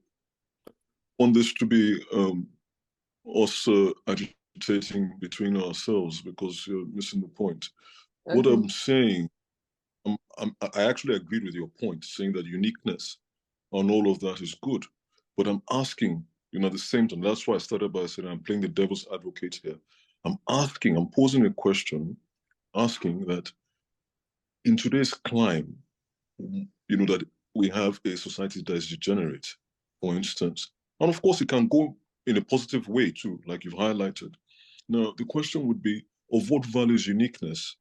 Because you also talked about luxury goods, and I said my response was that some of these big houses are not necessarily luxurious brands if you talk about in terms of the uniqueness or the number of products they make, because for a house like Christian Dior, they have huge budgets and they actually mass produce.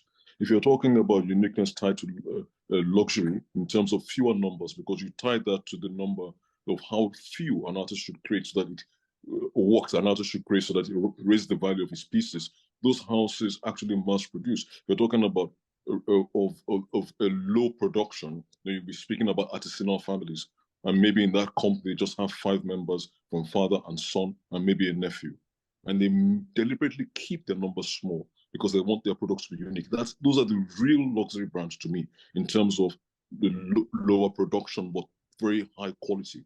Now, the question I ask is, of what value is uniqueness of an artist's work? You know, if, for instance, that artist, which is a good thing, collaborates with a fashion house that mass produces, then his works are not really unique because he's actually producing many copies, because you also talked about prints. And I said, okay, if an artist does that, you know, while the principle is exactly the same, mass production. When you do prints, limited edition prints or edition prints, the principle is the same. They're reproducing your work. Same principle.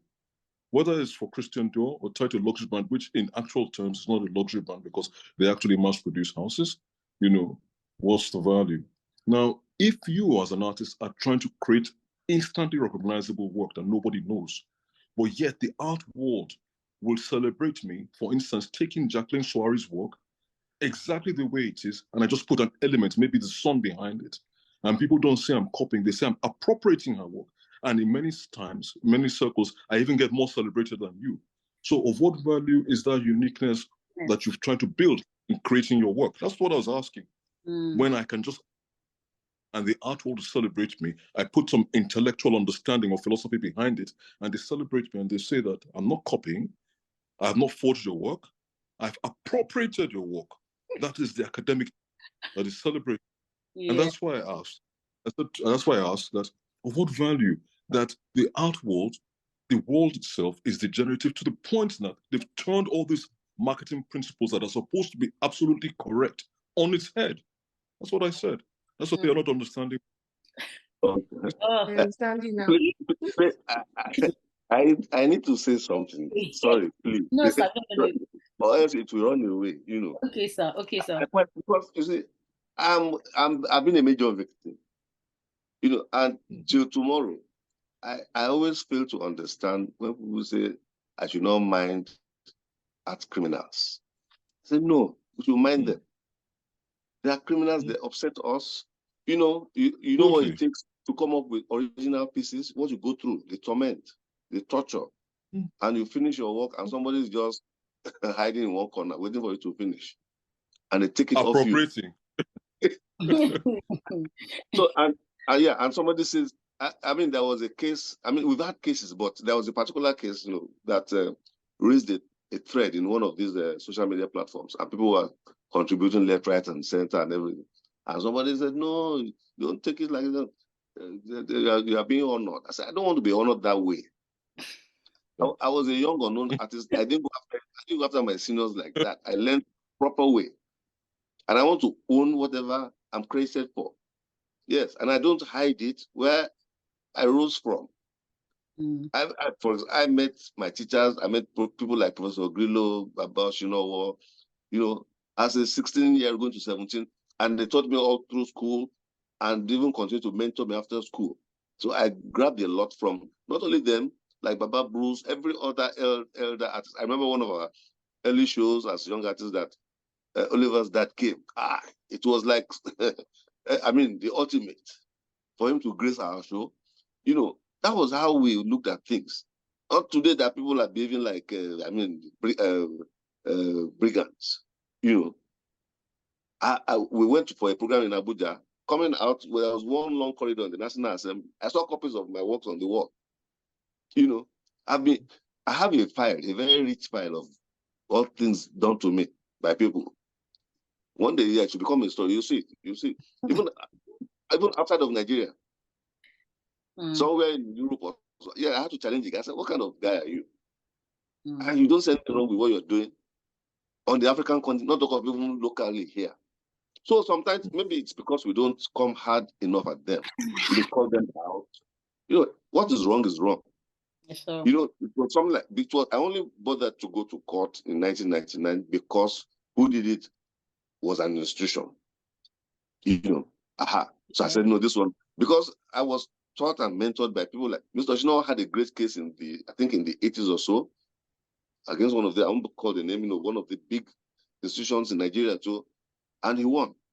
And, these are the people that had always inspired us, not only by their work, it was by their social conduct and every other thing that, we looked up to them. Maybe that's where mentorship is important.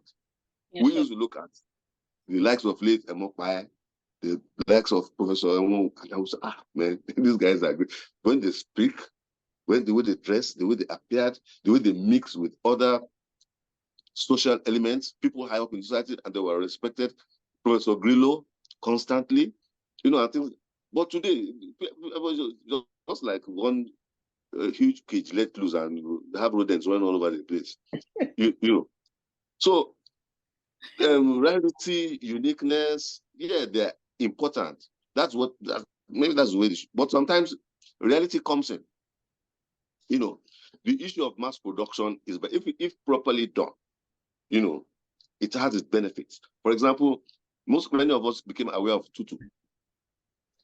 I know there are maybe a couple of versions or maybe a couple of others, but there was a particular print of tutu by late Professor Emo that made the rounds, and so everybody looked forward to seeing the original someday. So when a tutu, whatever version it was, came out somewhere along 2000, I can imagine about, was it not 2019 or something? The one that sold that Oliver can help us there. So the value was was staggering. The tutu version that was sold in, was it Bonhams or Sotheby's? Not too long ago, about 3 years or 4 years ago. But the tutu had gone far, it had been projected because of the circulation of the print. So that is the positive side of doing prints of a particular, of a particular work. It could help to popularize the work so that when the original comes out, maybe at a further market, it could help the value. But it's not for criminals to use. Just put one earring where there was no earring before, like you said, put mustache on Mona Lisa, do all kinds of funny things, and the guy gets all the accolades. What of the people who create from the point of zero, to something that fully materializes? They're not celebrated enough. So I fully agree that it is a degenerate world that we're in today. That's why banana and dog take would even become such a topical discussion. Yeah. Thank you so much, sir. Thank you.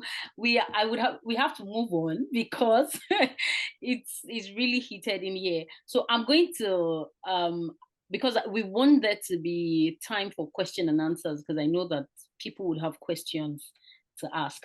So I'm going to put two to three questions together now so we can move on. So what I want to ask now, I would like for Yetunde to answer this because of your line of work, and it has to do with provenance and ownership history, and also authenticity and correct attribution.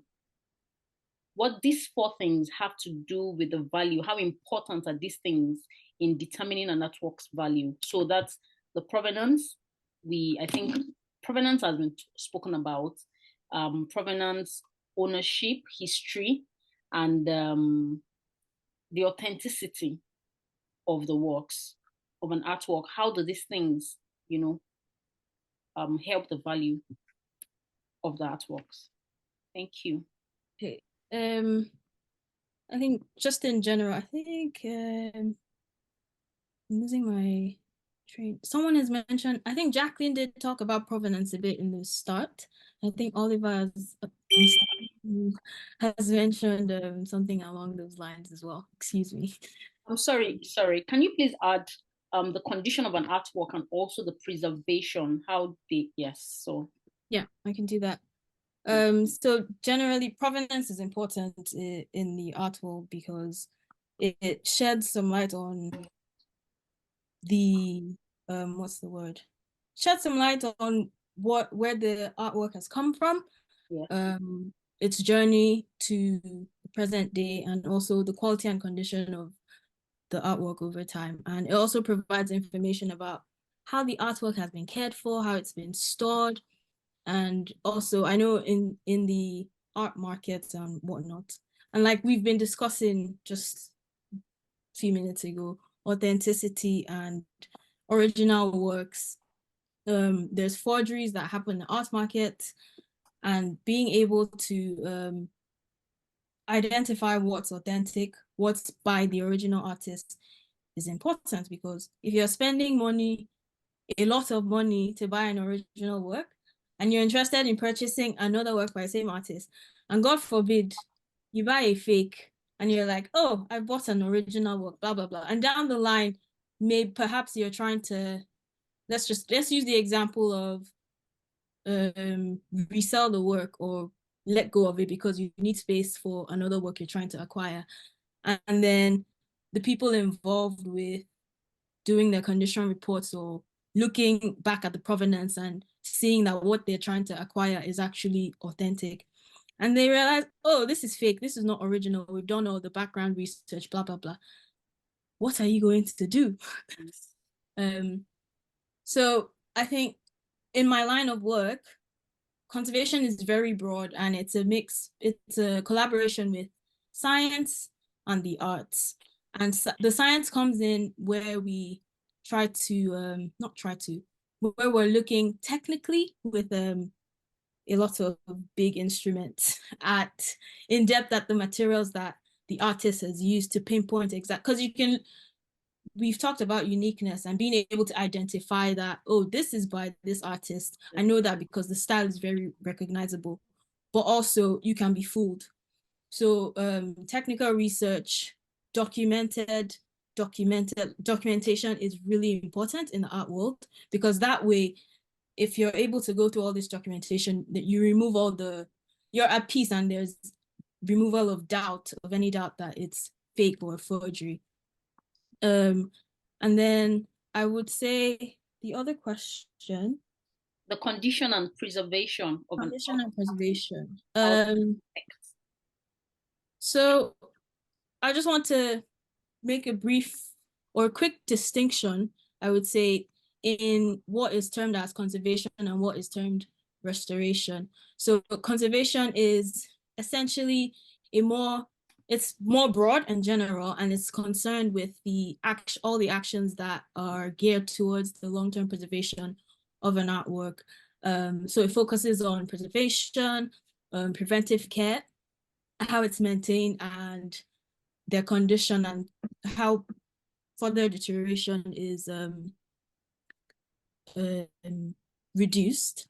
While restoration itself, which is under the umbrella of conservation, is it focuses more, or essentially is defined as the targeted actions and the targeted interventions that you do take to repair damage that occurs on an artwork and affects its original appearance or the artist's intent. So with regards to the condition of an artwork, there are inherent condition issues that would often relate to the artist's technique or the materials that they've used, while there are also condition issues that relate to how the artwork is handled, how it's stored, and how it's transported.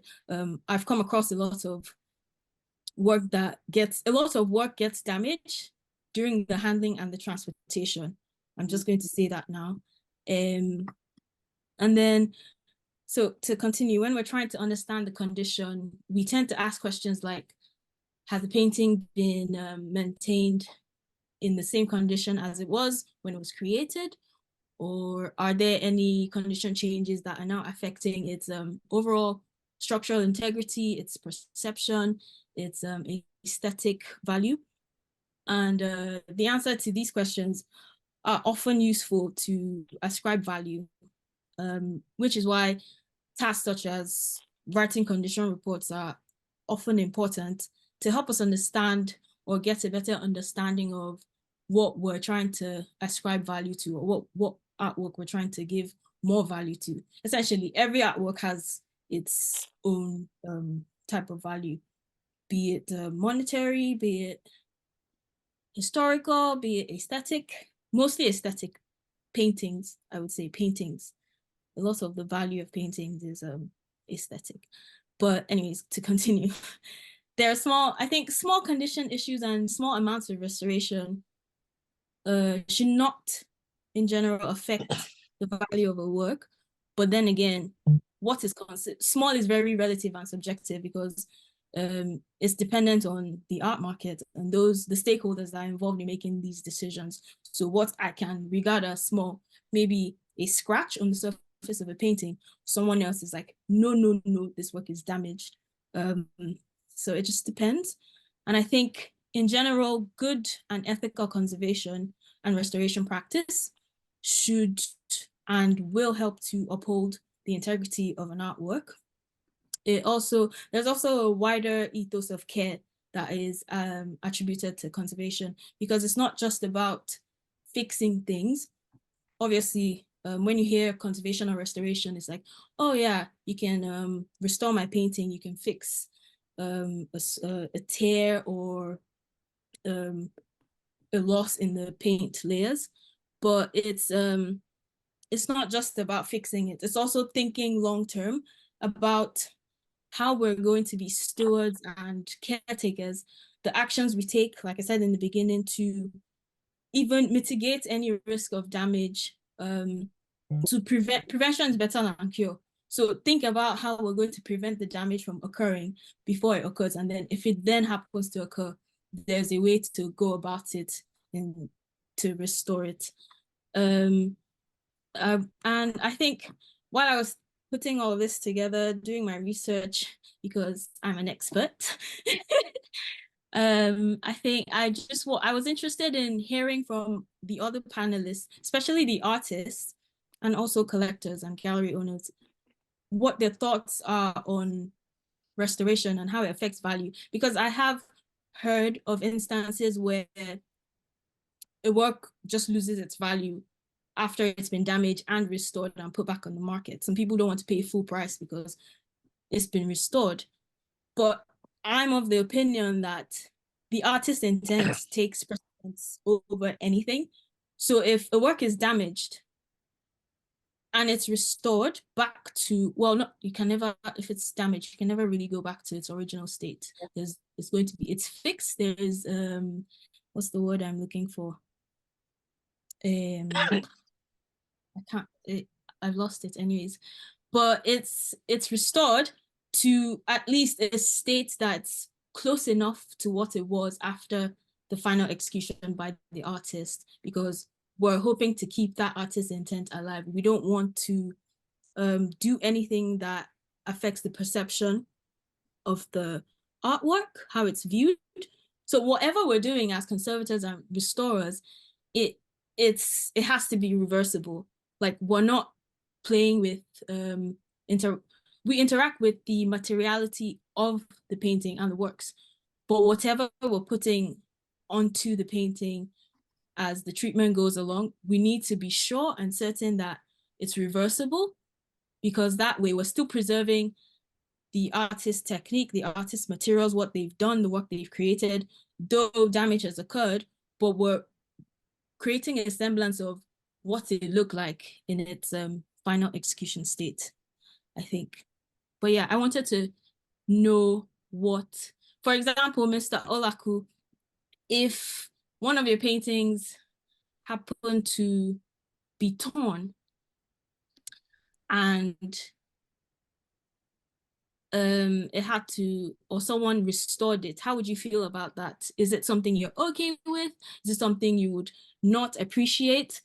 Because there's a skill for structural restoration work, and then there's the aesthetic aspect of it, where sometimes it can, if the artist is still alive, there are collaborations and negotiations where we talk to the artist and see, we do our own part of fixing the structural issues, then we go back to the artist, depending on the scale of the damage or how the damage, if it's affected maybe like 50% of the work, then it's a big undertaking for a restoration campaign.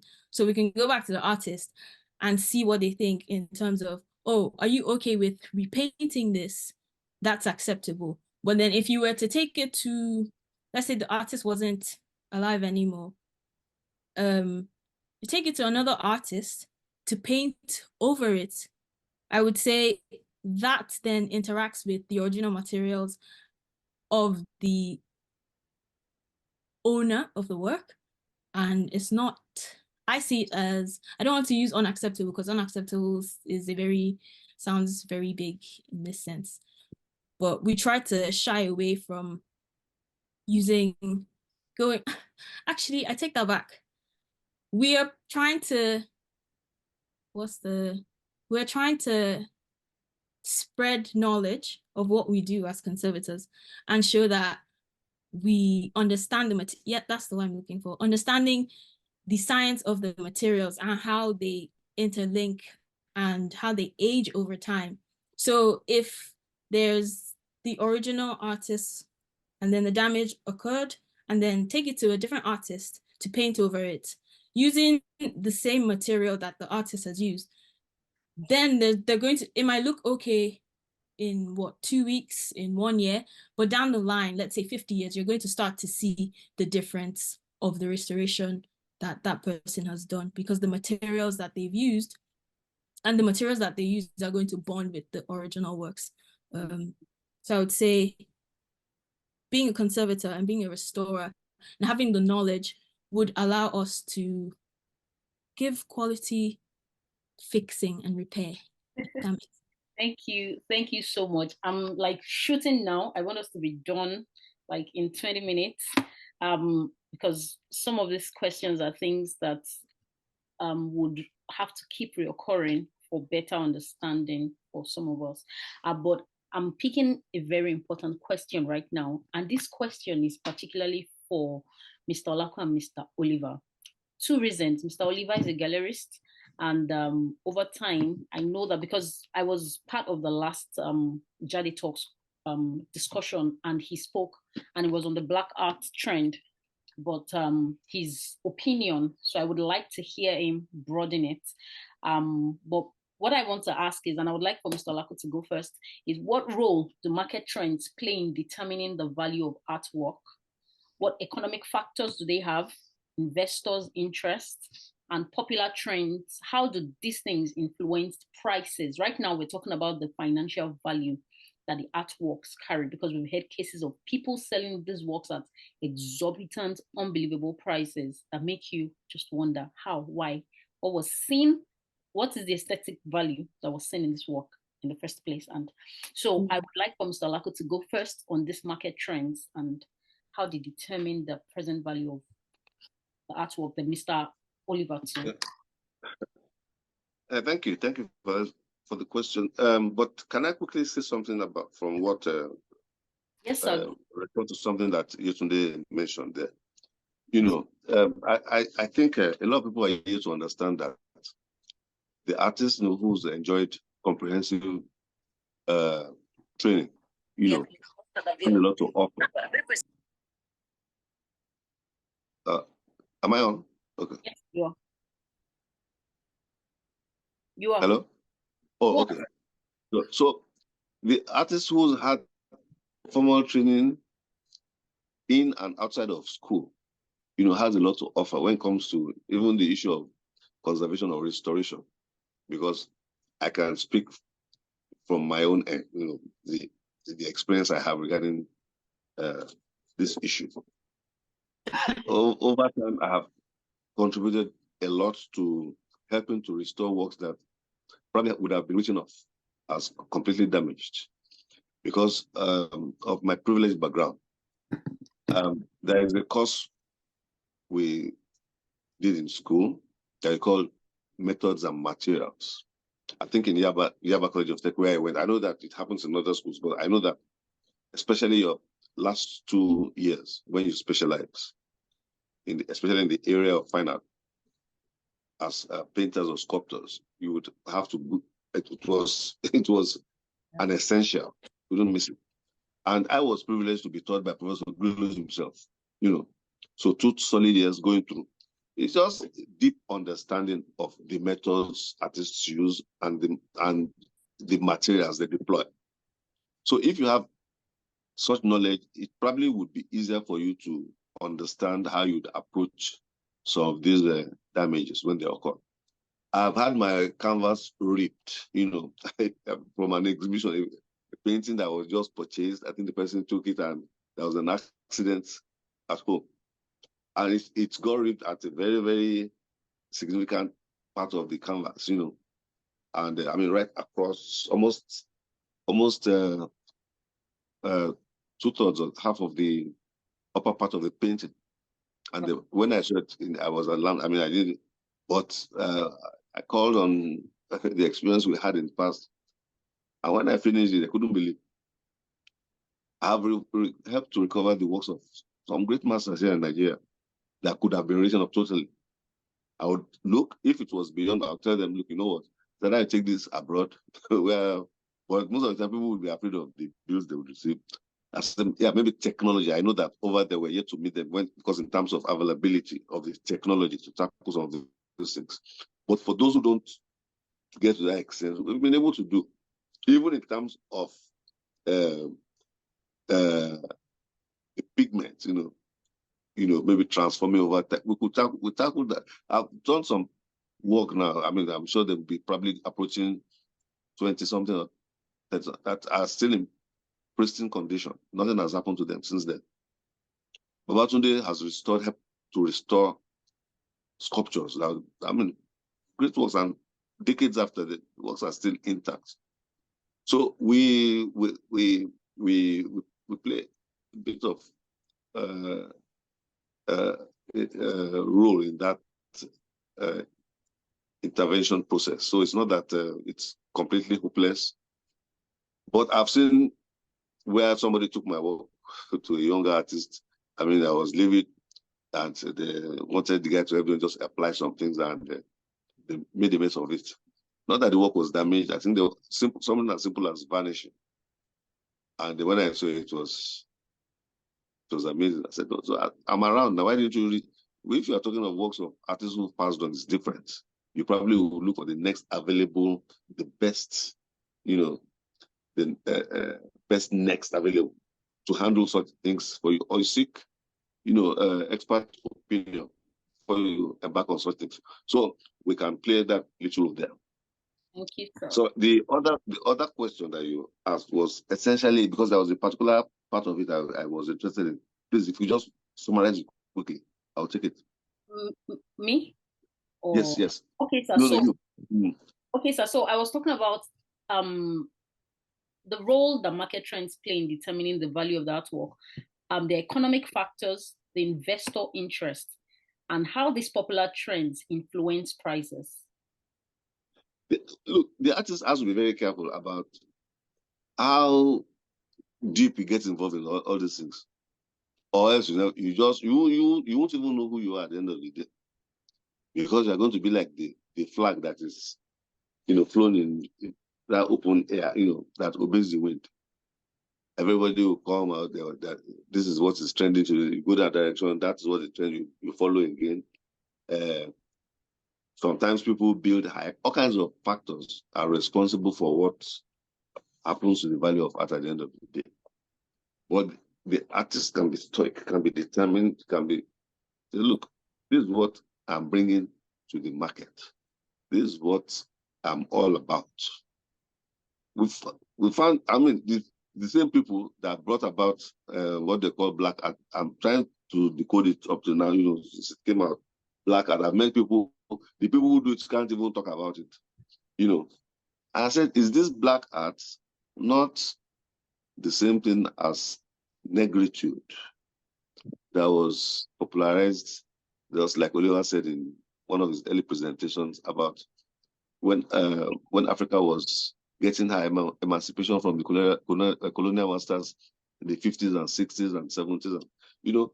So there was this cultural drive, you know, cultural revolution that swept across Africa, especially Black Africa, that was championed by even the likes of the president of Senegal, Senghor. So it manifested in different realms of creative enterprise, including poetry, literature, visual art, music, you know, and we had the progenitors, you know, Fela and Co. in the world of music, the Ghanaian highlife musicians, the music of the Wolof people, you know, of West Africa, even up to the Arab sector of the African continent, you know. the writers, the Achebes, the Wole Soyinkas and co, and visual artists, at least on our own land here, that was really carried forward after Professor Benewo that came out of ABU, the pioneer set, and others that followed them, where they were nicknamed the Zaire Rebels and whatever. Some of them accept it, some don't like the name. So, but that was the essence of it. It was about the pride of the Black man, trying to break off the shackles of colonization. So when they come today, and that thing moved forward, to some point, where when they came to Africa, frontally exude some Afrocentricity, was not regarded as original. So for a long time, they didn't even want to focus on artists who had formal education. They were not projected. Because if you could do your work, in a very representational manner, competently, they will tell you they used to term it Western influence, because you could do portraiture very well, because you could tackle the human anatomy very well. You could draw competently. They will say you are under Western influence. They believe the African art, had to exhibit, some of those old characteristics, Gothic centrality, big head, and all kinds of, naive rendering, So when they came, they ignored most of the guys that could even match some of their own. The Onobolus, the Lashekons that attempted to go in that direction, Baba, Professor, but Professor who created a hybrid. He showed that I could do what they were doing, and he introduced his own element into his work. And he was a very eloquent person that, could tackle them even when it came to oration. So nobody could bully him. But they came here and projected, even Oliver was part of the agenda.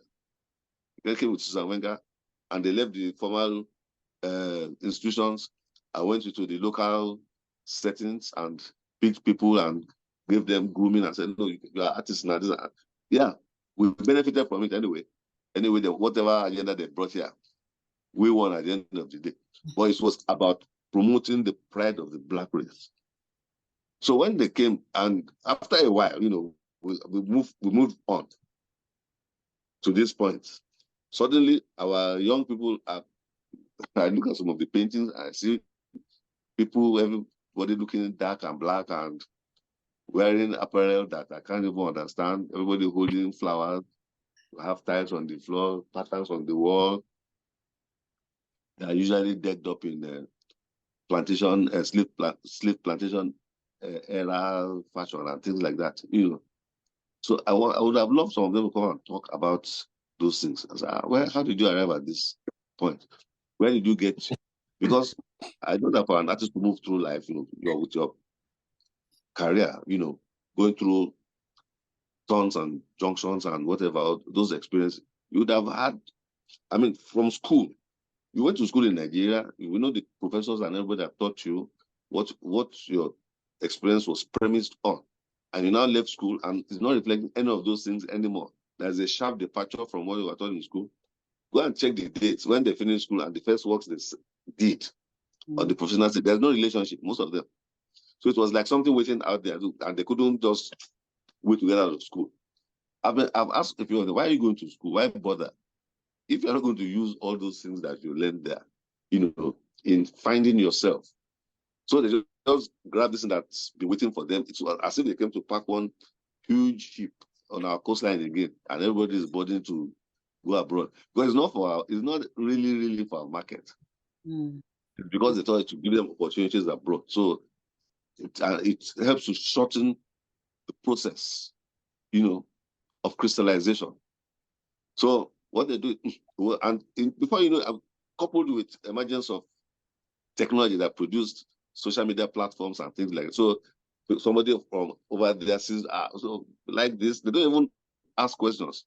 Some of these people cannot draw a bottle of from life. Yes. The end of them rely on the technical aid, projection on canvas and grid system. Sit a model before them live. So can you do them a quick sketch? Even if you cock the gun, hold the gun to their head, they won't survive. So who the artist is today is a new conversation. It's a new debate. Now, what does it take to be an artist? Who is an artist? Who really is an artist? What is the most basic ingredient you can bring out to say, yes, I'm an artist?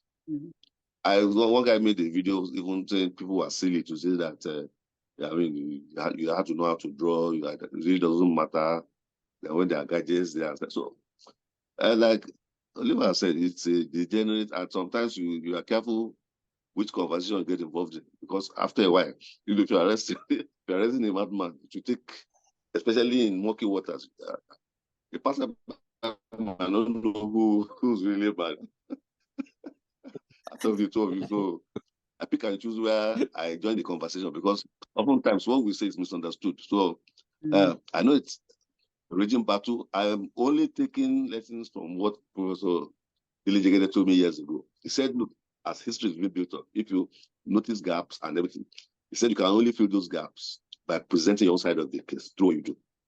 He said, because some people are just, you are speaking two different languages, so you might never communicate.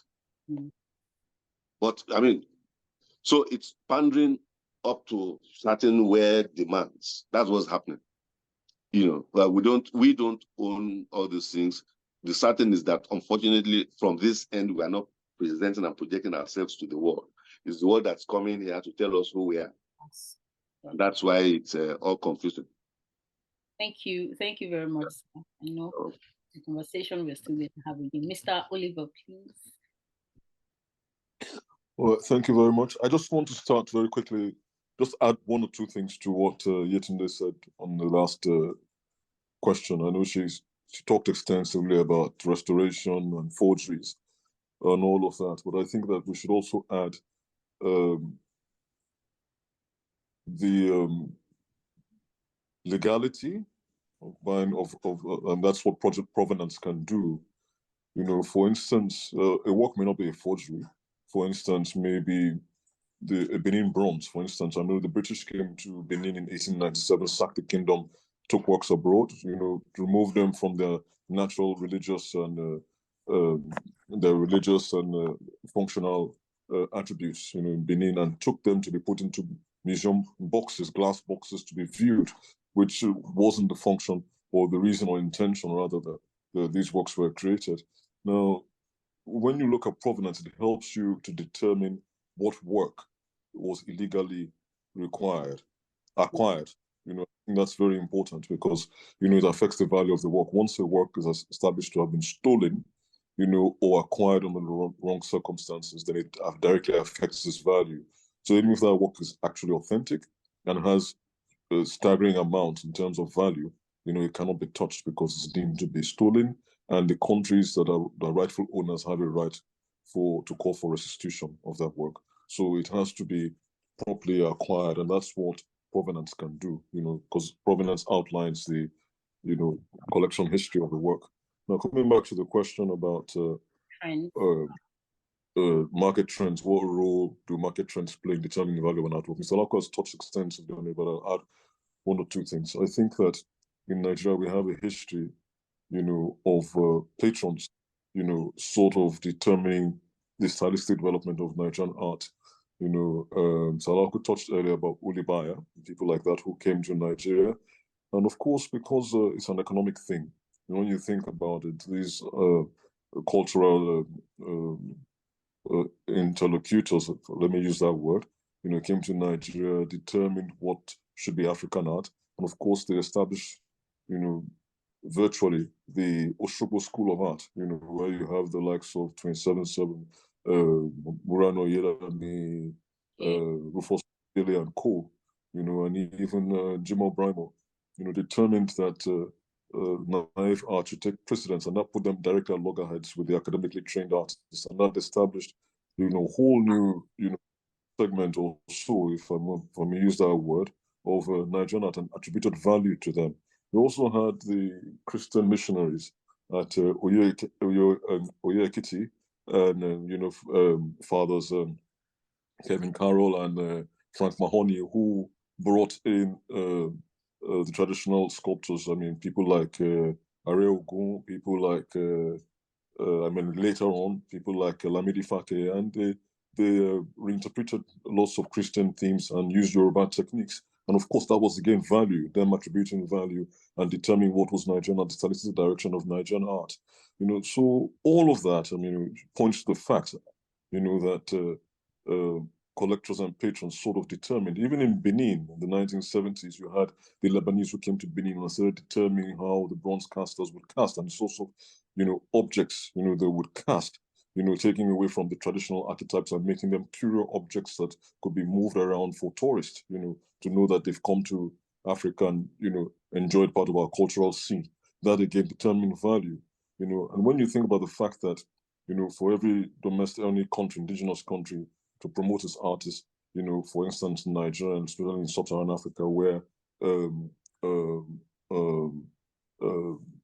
epileptic power supply is the order of the day, over-reliance on oil is the order of the day, potable water, lack of it, is the order of the day, then you find out that there's little or no investment. So these are economic factors that directly influence, the artist, or impact positively or negatively the artist, and you find that artists continue repeated themes. They don't want to experiment.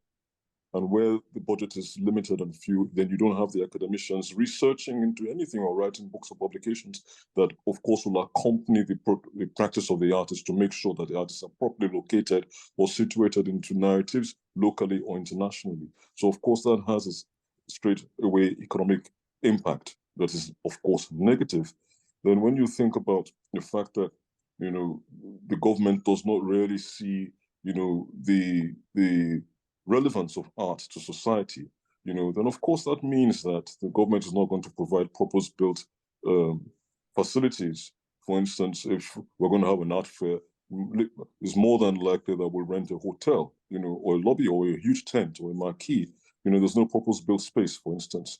There's no direct impact of the government. And even when government is involved, there's lip service. If government was, if believes so much in the arts, for instance, that we should have a standing national gallery of art, not just one, but several, not just administrative blocks, that presently exist in.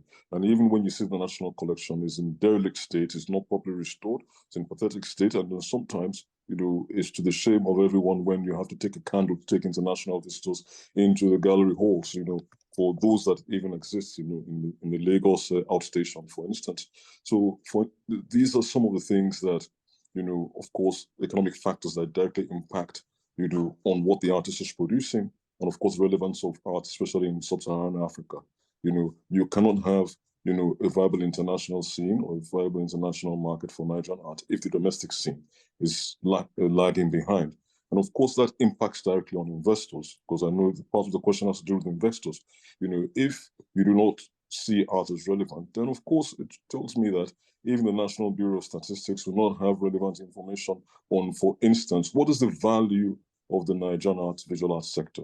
If I don't know the value of the Nigerian visual arts sector, why would I want to invest, for instance? If I know that to sustain an art industry is not just about the practitioners, but what about the curators? What about the galleries? What about the restorers? What about the conservators? What about the art publishers? What about, there's so many different sectors. It's a whole complete production. Now, if I don't know the value of the system, why would I as an investor invest? If our sector and the pecking order is just limited to just the artists and those who are buying, for instance, where are those who are dealing with art storage, art transportation, art insurance, and where the wealth, those who are dealing with wealth, for instance, the wealth investors who would advise, people to broaden their wealth portfolio by including art. Where are the valuers? Who are those who are going to value the art? We have only one auction house in the country, for instance. So all of these impact positively or negatively, rather, on our art, on our art. And that's one of the reasons why art is not really where it ought to be, especially when you think about South Africa that, in quotes, started way before because they had to deal with apartheid. Then you find out that why is it that artists who are more experienced in terms of practice, why are we not gaining, even more, in terms of figures, value for the art financially than even our South African, even within Africa, not to talk about internationally, and why their galleries doing even much better than our galleries. Some of our galleries have been in existence for over 30 years. And when you see the art galleries in South Africa, for instance, they're doing much better, even though they're much younger galleries, even on the international scene. So all of these, are factors, that influence, the economics of our art. We don't have a sustainable sector. It's not a sustainable business in that sense. And when we have amount that it's sometimes high on the international scene, you ask, what about the local market? Why is it not sustainable? Why is it, for instance, that maybe a Grillo and a one can cost this amount? Why is it that I cannot take that artwork to go to a bank and use it as collateral? Because we don't have a sustainable sector, So those are some of the trends that I would say, or the market factors that, have influenced the value of our art, because we don't have a sector. And the government, for instance, that should be regulating the industry, is bent on other areas because we are invariably a poor nation for many reasons. And the problems on their table have to do more with providing light and security than actually investing in our art. And of course, this goes without saying that other aspects that will determine growth in the art sector will not be properly looked into. For instance, the issue of artist secondary sale rights would never be looked into because we don't seem to be relevant enough. Because for the government to look into your matter, you have to be seen to be contributing to our GDP, our growth, and therefore there's little or no attention to that. If I want to talk about trends, for instance, Salaka's mentioned negritude. Trends, the popular trend now, I would say, is Black portraiture, and that's a trend that even the artists are looking into now, and that's what's selling. And again, where's that coming from? Galleries who are on the international scene, they look at African art, they want to make us look exotic, because that's what you hear about Africa. You hear about corruption, the negative part, and when it's even news that is good, that's when we're not telling our stories. Like Salako said, people tell our stories for us. You find the exotic which they celebrate, and so they like to look at blackness as exotic, and those are the artists that they keep on championing now. Because for them, they are to a large extent still determining, what goes. We have gatekeepers, who will determine which artists succeed and which artists do not. And for our art to grow, then we have to tackle the gatekeepers or build our own institutions. It's as simple as that. So I think that those are trends that I'd look at, or I'll prefer to the question. Thank you. Thank you very much, sir.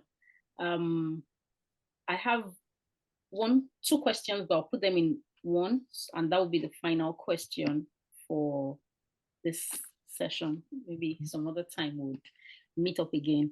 And the question is, how does the intent of collectors influence the value of artwork? I think Mr. Oliver touched on it already. I know Mr. Olaku would have something to say may have something to contribute about the collector's intent. Then also, what is the impact of an artwork being exhibited, being displayed in prestigious exhibitions and museums? What impact does that have on the value of an artwork? So what I would like for us to do, I would like for Mr. Olaku to round it off. So I would like for Mr. Oliver to speak on these two things. You've touched on collector's intent already, and how that affects the value, but you can also broaden on that if you would like to. But also, what does it mean for the value of an artwork if it is exhibited in prestigious exhibitions and museums? Mr. Oliver, please, you can go on. Then Mr. Olaku would round it off for us. Thank you, sir. Okay, I mentioned earlier that one of the factors that determines the value of artwork, collectors, because of their taste. Largely, we have tastemakers who determine, trends in society, even up to clothes and fashion. Whether it's right or wrong is a different matter. We've talked about Olibaya, and I think to a large extent, his policies or his trends that he started were kind of retrogressive to Nigerian art in many respects, because he championed, you know, a sort of society where he felt that artists should come from a naive angle and should not show competence of Western techniques.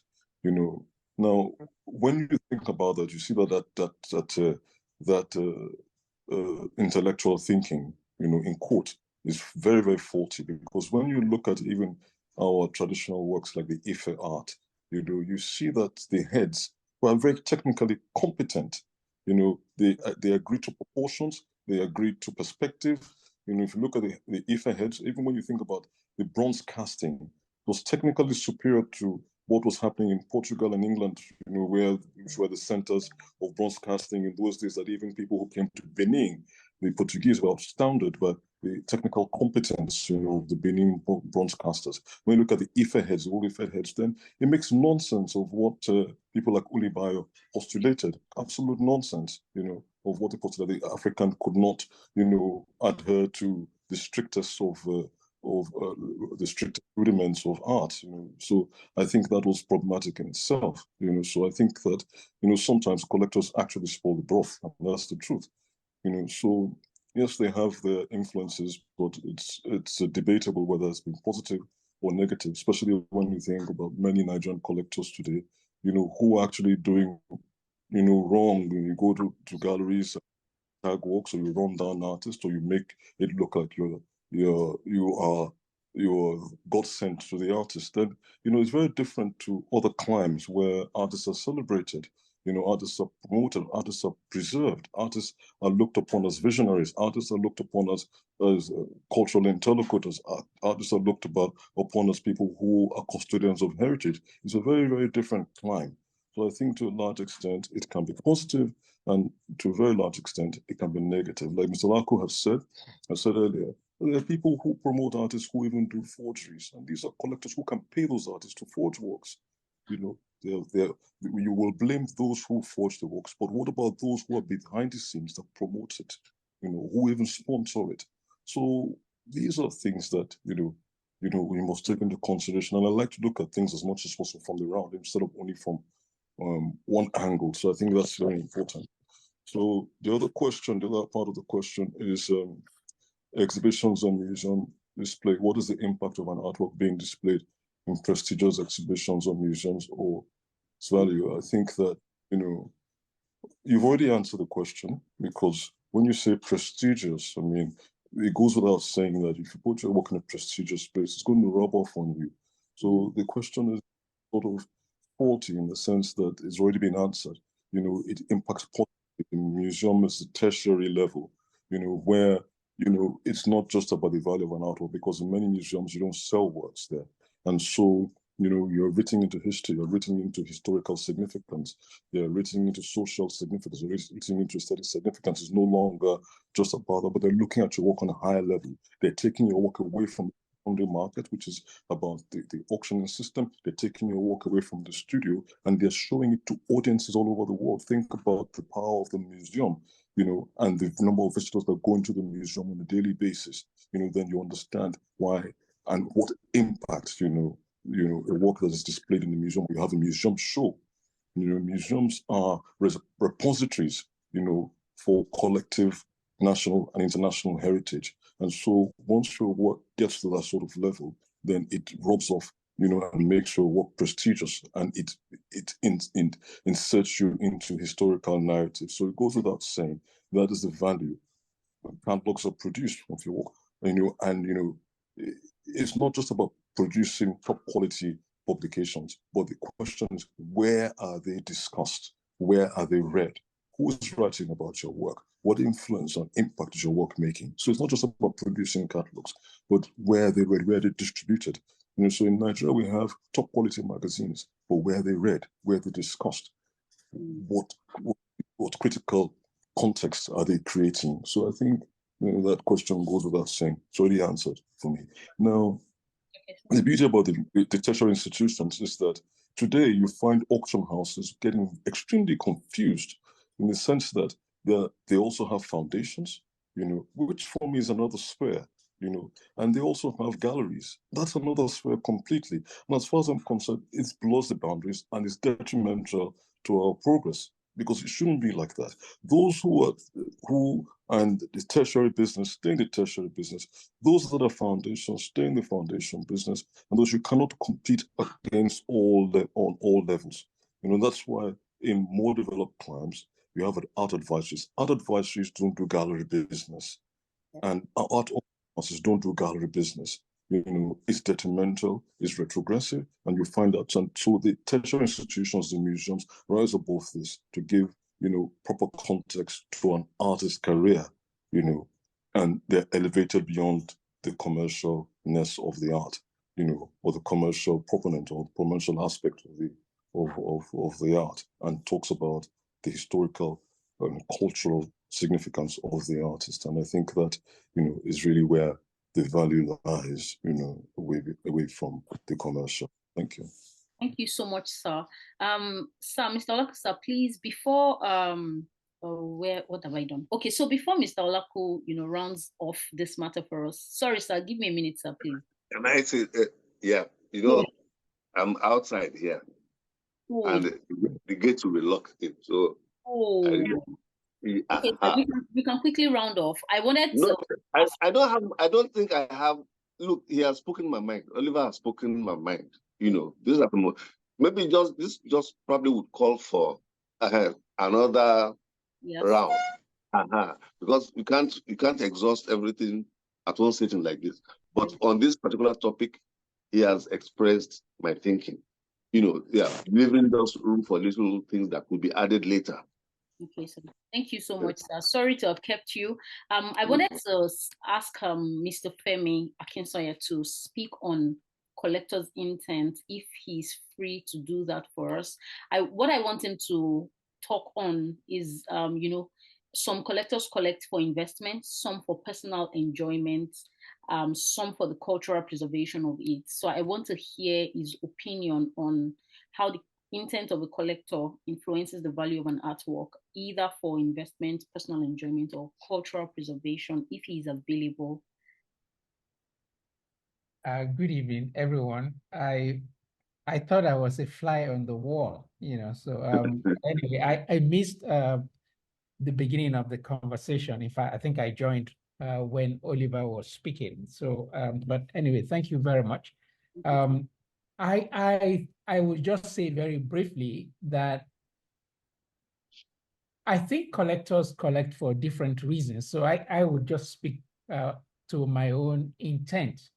I think that I started collecting based on my interest, and as time developed, I see that I would say that my view of what I'm doing has altered to the extent that I see myself now as, it was not something that I craved, but I see myself now as some sort of custodian, simply because of the nature of works that I have managed to acquire over time, and my own interpretation of the place of African arts in the context of what is happening in the world. Therefore, my collecting has not been motivated by anything that is commercial. Nevertheless, my view is that if a collector has managed to acquire through time some important pieces, it seems to me that some of those works might, in fact, prove to have become valuable. But as I said, you know, I am not driven by commerciality or the so-called economic value of the artworks that I have. But I think it is important, you know, to collect carefully, and therefore conversations like this are important, you know, because a collector should also be minded to try to collect artworks that would be regarded by experts and the art world as valuable. Okay, because there are a lot of artworks there in the world. that people who are trying to do something useful, something that would outlive them, I think if they have the means, they should try to collect important works. I don't know if that has been very useful. I know the time is fast spent, and I would like to just stop there. Thank you. Thank you very much, sir, for your contribution. So at this point, this is where we bring this conversation to an end today. I want to say thank you to everybody who has been a part of this. Thank you for your time. Thank you, Mr. Olaku. I think he must have started maybe leaving the studio now. Thank you, Mr. Oliver. Thank you to all right. Thank you, sir.